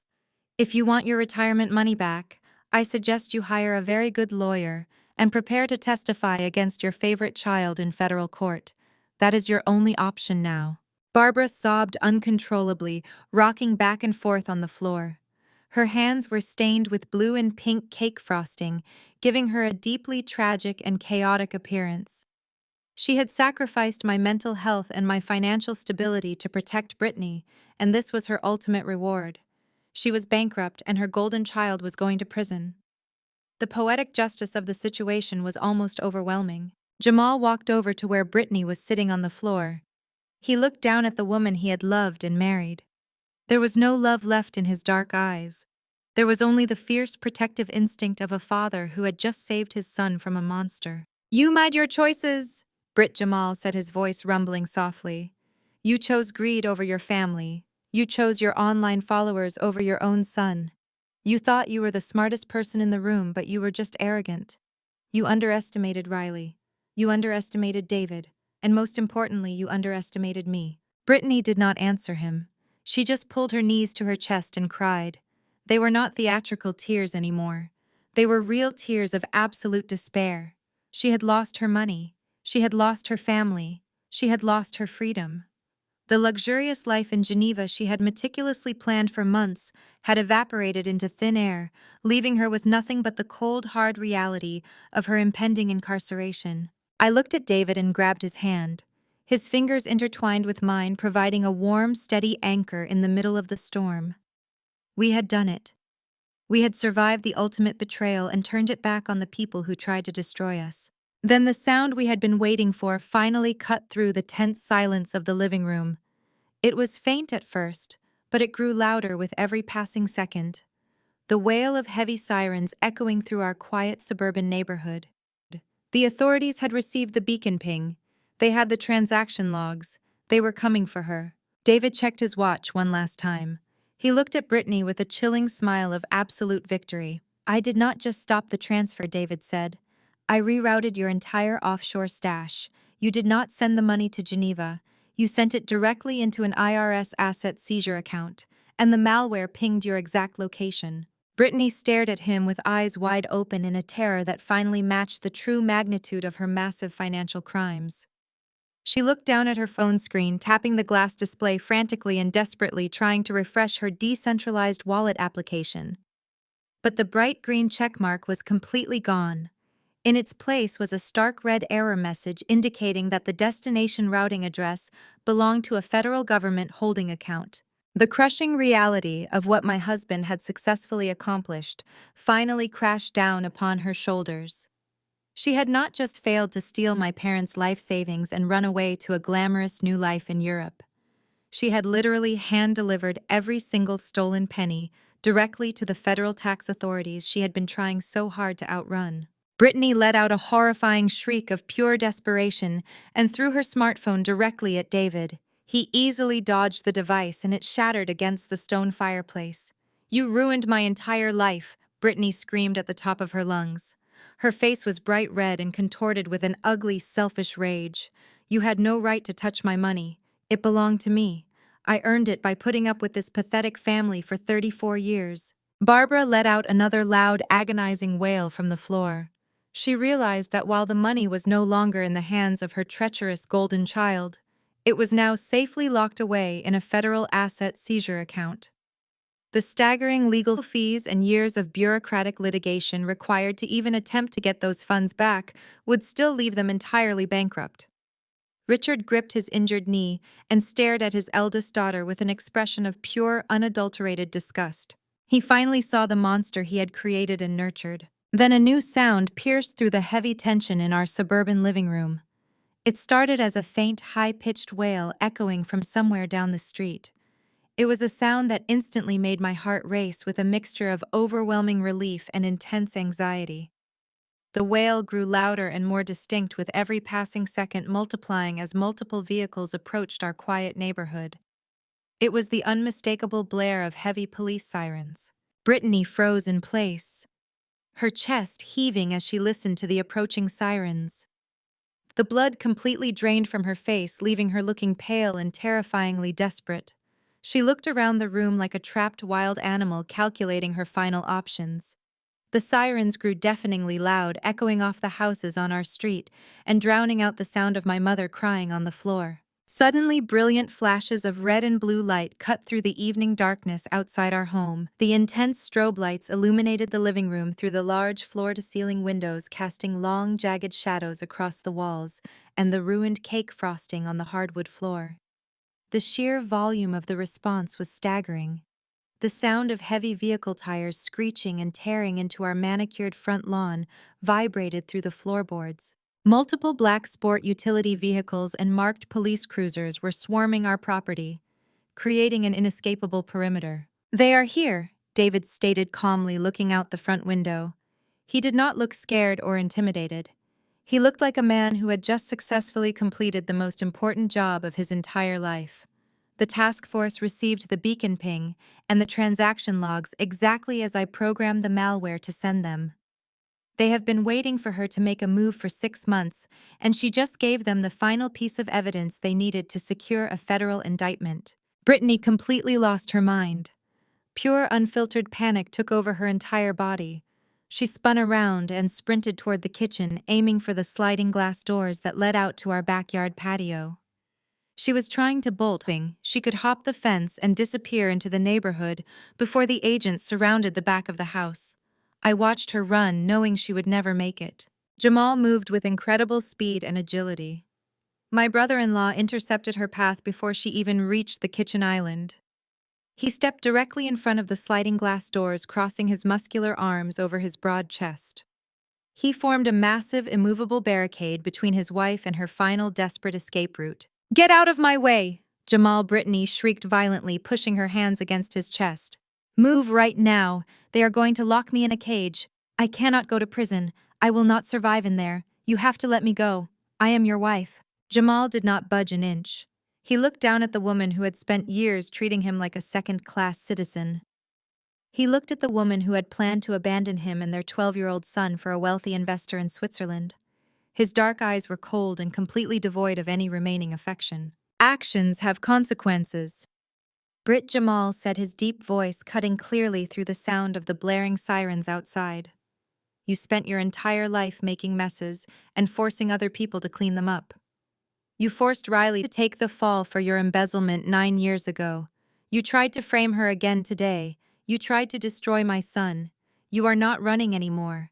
You are going to stand right here and face the reality of what you have done." Brittany fell to her knees in front of Jamal, sobbing and begging him to open the door, but he simply looked away from her and focused his attention on comforting Jackson. The young boy was terrified by the lights and the sirens, but Jamal kept a firm protective hand over his son's ears, shielding him from the worst of the chaos. Heavy, loud pounding echoed against the solid mahogany wood of our front door. The sound was authoritative and demanding. "Federal agents, open the door." A booming voice shouted from the front porch. "We have a warrant." David walked over to the entryway and unlocked the deadbolt, pulling the heavy door open. A team of federal agents and tax investigators immediately breached the threshold. They were wearing dark tactical vests and carrying an air of absolute authority that instantly paralyzed my parents. Richard and Barbara huddled together on the floor, completely overwhelmed by the sheer reality of the situation. Their prestigious, wealthy lifestyle was officially dead and buried.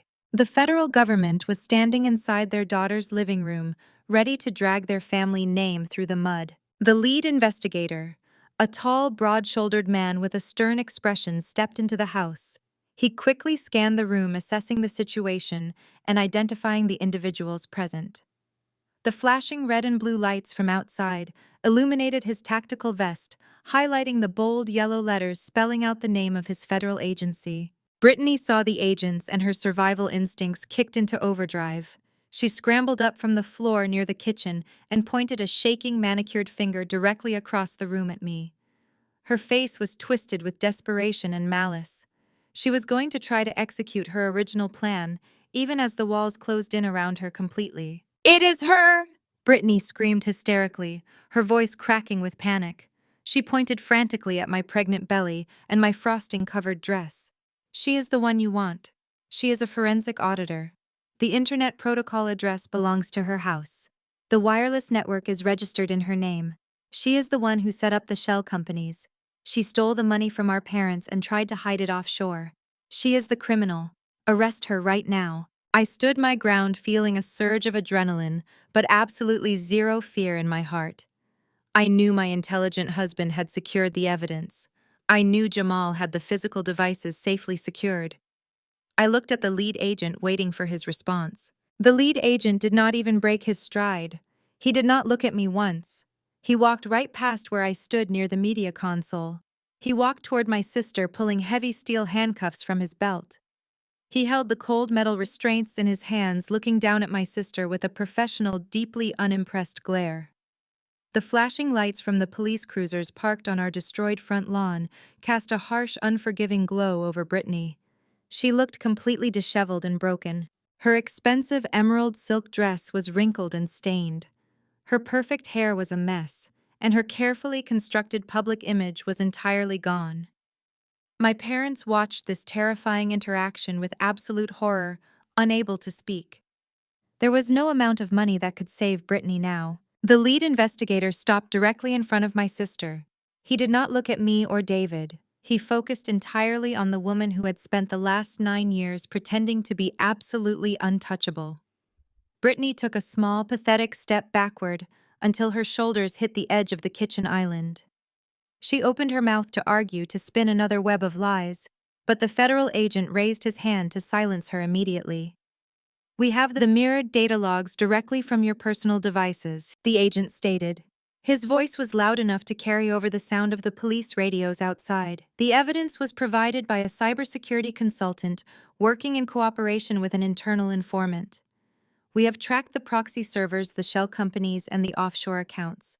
You are under arrest for federal wire fraud, money laundering, and tax evasion." Brittany shook her head frantically. "No," she shrieked, her voice breaking into a panicked squeal. "You are making a massive mistake. She is the auditor. She set this up. I am an influencer. I have brand deals. I am wealthy. I do not need to steal anything. Look at her diaper bag. The proof is in her diaper bag." The agent did not entertain her desperate delusions. He stepped forward and grabbed her arm. "Turn around and place your hands behind your back," he ordered firmly. Brittany tried to pull away from his grasp. She kicked her expensive designer heels against the hardwood floor, thrashing wildly like a spoiled toddler throwing a temper tantrum. It was a pathetic display. The glamorous internet celebrity was completely gone, replaced by a terrified criminal facing the absolute destruction of her entire existence. 2 other agents immediately stepped in to assist. They forcefully turned Brittany around and pinned her arms behind her back. The sharp, heavy click of the steel handcuffs locking around her wrists echoed through the living room. It was the most satisfying sound I had ever heard in my entire life. Mom Brittany wailed, struggling against the officers holding her. Dad, do something right now. Call a lawyer. Tell them I am completely innocent. Tell them Riley did this to me. Make them stop grabbing me. I looked down at my parents. Richard and Barbara were still sitting on the floor, surrounded by the sticky remnants of the ruined gender reveal cake. They did not move a single muscle. They did not rush forward to defend their golden child. The absolute totality of their financial ruin had paralyzed them completely. They knew calling a lawyer required money they no longer possessed. They knew the federal government had irrefutable proof of the wire fraud because they had just watched David explain the entire honeypot trap. More importantly, they finally realized that the daughter they had protected for 34 years had ruthlessly stolen their entire life savings and planned to abandon them to face foreclosure completely alone. My mother simply turned her face away from Brittany. Barbara stared blankly at the wall, tears streaming down her pale cheeks, her chest heaving with silent, heavy sobs. My father lowered his head, refusing to make eye contact with his favorite daughter. Richard looked like a hollow, empty shell of a man. Their absolute silence was the final nail in Brittany's coffin. She had spent her life manipulating them for money and protection, but the well was officially dry. She was entirely on her own. Please, Brittany sobbed, her voice growing incredibly hoarse. I cannot go to jail. I am claustrophobic. I have an extensive skincare routine. I have millions of loyal followers. My corporate sponsors will drop me immediately. The agents ignored her frantic, ridiculous babbling. They grabbed her firmly by the arms and began marching her toward the open front door. As they dragged her across the living room, Brittany locked eyes with me one last time. The pure, unadulterated hatred radiating from her face was absolutely chilling. She wanted to scream another vicious insult, but Jamal stepped right into her line of sight, completely blocking me from her view. My brother-in-law looked down at the woman who had planned to leave him and their son behind. He did not say a single word. He just stared at her with a cold, unforgiving finality. Brittany looked away first, her shoulders slumping in total defeat. The agents marched Brittany out onto the front porch and down the long driveway. I walked over to the large front window to watch the grand finale of her digital influencer career. The flashing red and blue lights illuminated the entire street. Our normally quiet suburban neighborhood was wide awake. Dozens of curious neighbors had stepped out of their houses, drawn by the massive commotion. Every single one of them had their smartphones out. They were all recording high-definition video of the wealthy, glamorous influencer being frog-marched across the lawn in federal handcuffs. Her ruined green silk dress was stained with pink and blue cake frosting. Her designer mascara was smeared down her cheeks in dark, ugly streaks.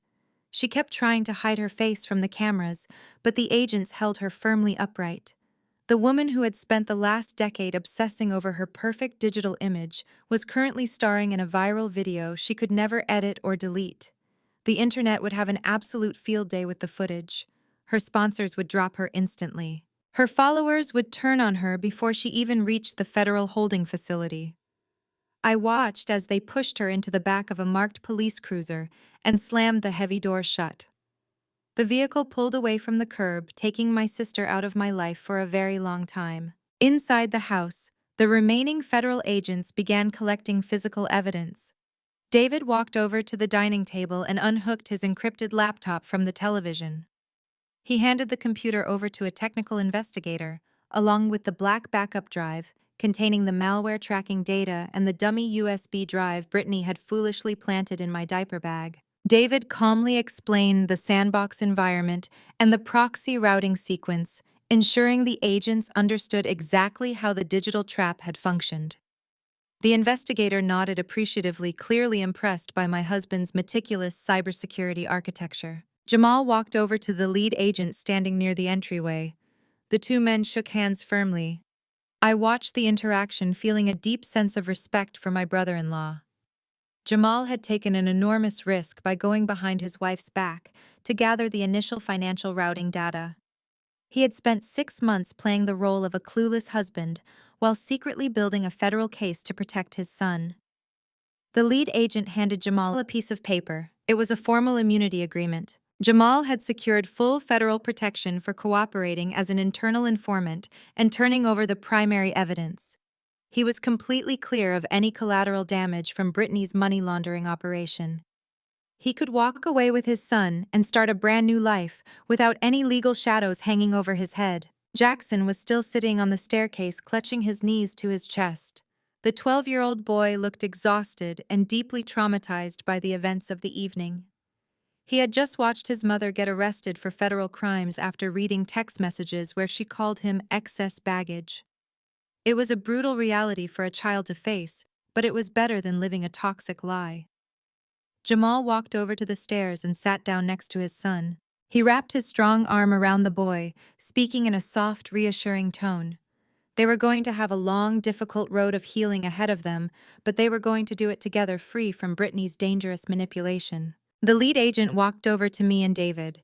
He handed us his business card and thanked us for our cooperation. "We have everything we need," the agent stated professionally.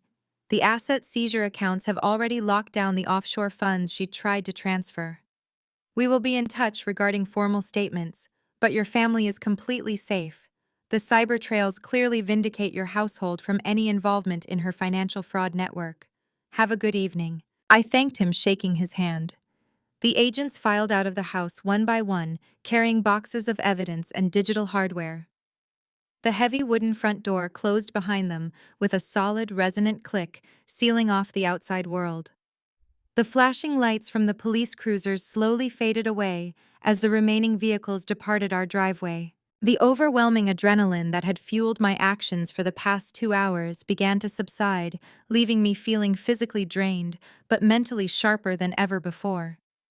I stood next to David, taking in the absolute wreckage of our gender reveal party. The $500 custom cake was nothing but a sticky, ruined mess on the hardwood floor. Deflated pink and blue balloons drifted lazily against the high ceiling. The atmosphere was thick with the scent of vanilla frosting and lingering unspoken tension. My parents were still sitting exactly where they had collapsed earlier. The federal raid had stripped them of their final shreds of dignity. They were completely ruined. Their retirement accounts were entirely drained. Their house was in active foreclosure. Their golden child was sitting in a federal holding cell, facing decades in federal prison. The flawless suburban empire they had built on a foundation of lies and blatant favoritism was entirely reduced to ash. I looked down at them, feeling absolutely no sympathy. For 30 years, they had treated me like a disposable asset. They had prioritized superficial appearances over genuine, unconditional love. They had watched me struggle to pay off a fraudulent debt and told me it built character while they funded my sister's lavish lifestyle. They had reaped exactly what they had sown. Richard slowly raised his head. He looked like a fragile, broken old man. He stared at me with wide, desperate eyes. He slowly shifted his gaze to David, taking in the unyielding strength of my husband. Finally, my father looked down at the frosting-covered floor, avoiding my piercing gaze. He knew there were no excuses left to make. Barbara shifted her weight on the hardwood floor, groaning softly as her aging knees protested the awkward angle. She looked up at me.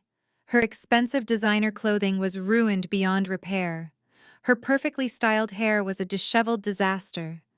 Tears streamed continuously down her pale, wrinkled cheeks, cutting through her heavily smeared makeup. The blinding arrogance and elitist entitlement that had defined her entire existence were completely gone, replaced by the raw, desperate panic of a woman who had absolutely nothing left to her name. "Riley, please," my mother whispered, her voice cracking pathetically in the silent room. "We have nowhere to go." I stared down at the woman who had birthed me. Beside her, my father looked like a hollow shell of the arrogant man he had been just an hour ago. I felt zero pity for either of them.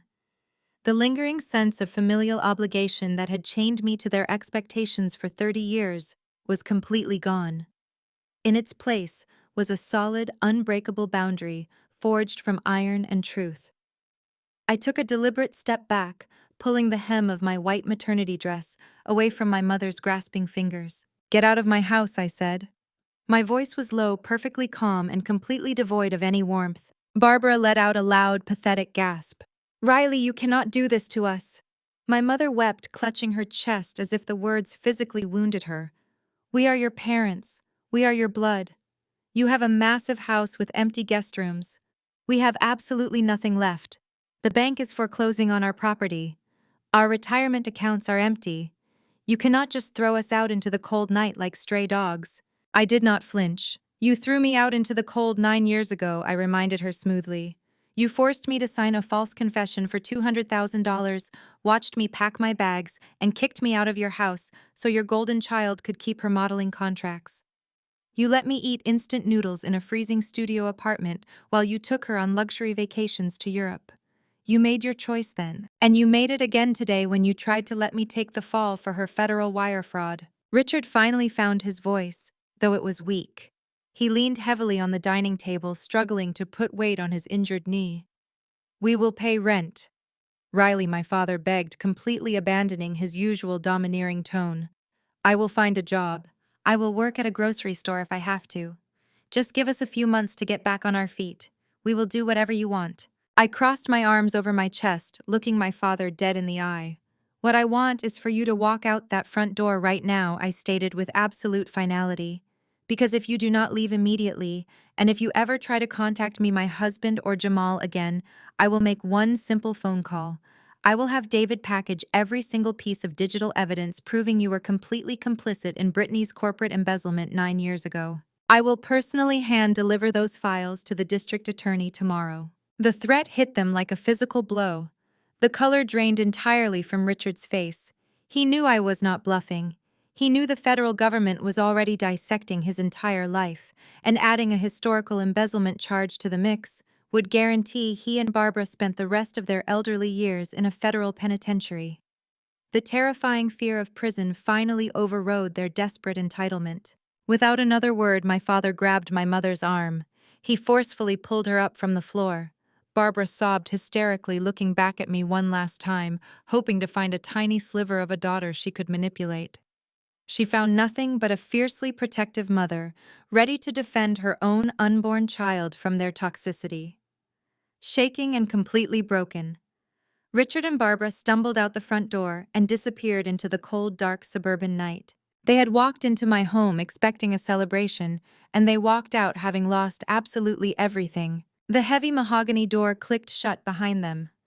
I let out a long, slow breath, feeling the crushing weight of the last decade permanently lift from my shoulders. The air in the house suddenly felt lighter, cleaner, and entirely mine. Jamal stepped forward. My brother-in-law was holding Jackson closely against his side. The 12-year-old boy had finally stopped crying, though his eyes were still red and puffy. Jamal looked exhausted, but the oppressive tension that usually tightened his jaw was completely gone. He walked over to where David and I stood in the ruined living room. Jamal reached out and pulled me into a warm, deeply respectful hug. It was the embrace of a fellow survivor, someone who had endured the exact same psychological warfare and made it out the other side stronger. Thank you, Riley, Jamal said softly, his voice thick with genuine emotion. Thank you for not judging me when I brought this to David. Thank you for helping me protect my son from that monster. I could not have done this without both of you backing me up. You protected us too, Jamal, I replied, squeezing his broad shoulder. You caught the anomaly. You picked her pockets. You saved me from federal prison today. We are family and we protect each other from people who try to cause us harm. Jamal nodded, turning to shake David's hand firmly. The mutual respect between the two men was a beautiful thing to witness. Jamal looked down at his son, offering the young boy a reassuring smile. Come on, Jackson, Jamal said gently. Let us go home and start fresh. Just the two of us making our own way. Jackson looked at me, his young face full of sincere regret for his earlier behavior. I am sorry I broke your cake, Aunt Riley, the boy mumbled, looking down at his sneakers. I smiled warmly at him. It is just a cake, Jackson, I promised him. What matters is that you have a great dad who loves you very much. Go get some rest tonight. Jamal led his son out the front door, heading toward a new peaceful life, far away from the toxic influence of my sister and my parents. I watched them drive away, knowing Jamal would raise the boy to be a good, honest man. When the sound of their car faded down the street, the house fell into a profound, deafening silence. The chaos of the federal raid, the screaming, the flashing police lights, and the bitter arguments were entirely gone. It was just me and David standing in the middle of our living room. I looked around at the absolute mess. The $500 custom gender reveal cake was smashed into 100 pieces across the beautiful hardwood floor. Chunks of vanilla sponge and thick fondant were stuck to the baseboards. The expensive pink and blue-colored powder had settled over the furniture like a fine pastel dust. The decorative balloons floating near the ceiling suddenly felt slightly mocking. I let out a long, heavy sigh. The intense adrenaline that had kept me standing strong for the past 3 hours was rapidly beginning to fade, leaving behind a deep, bone-weary exhaustion. I rubbed my temples, feeling a sudden headache creeping into my mind. David walked up quietly behind me. He wrapped his strong, comforting arms around my waist and pulled my back gently against his chest.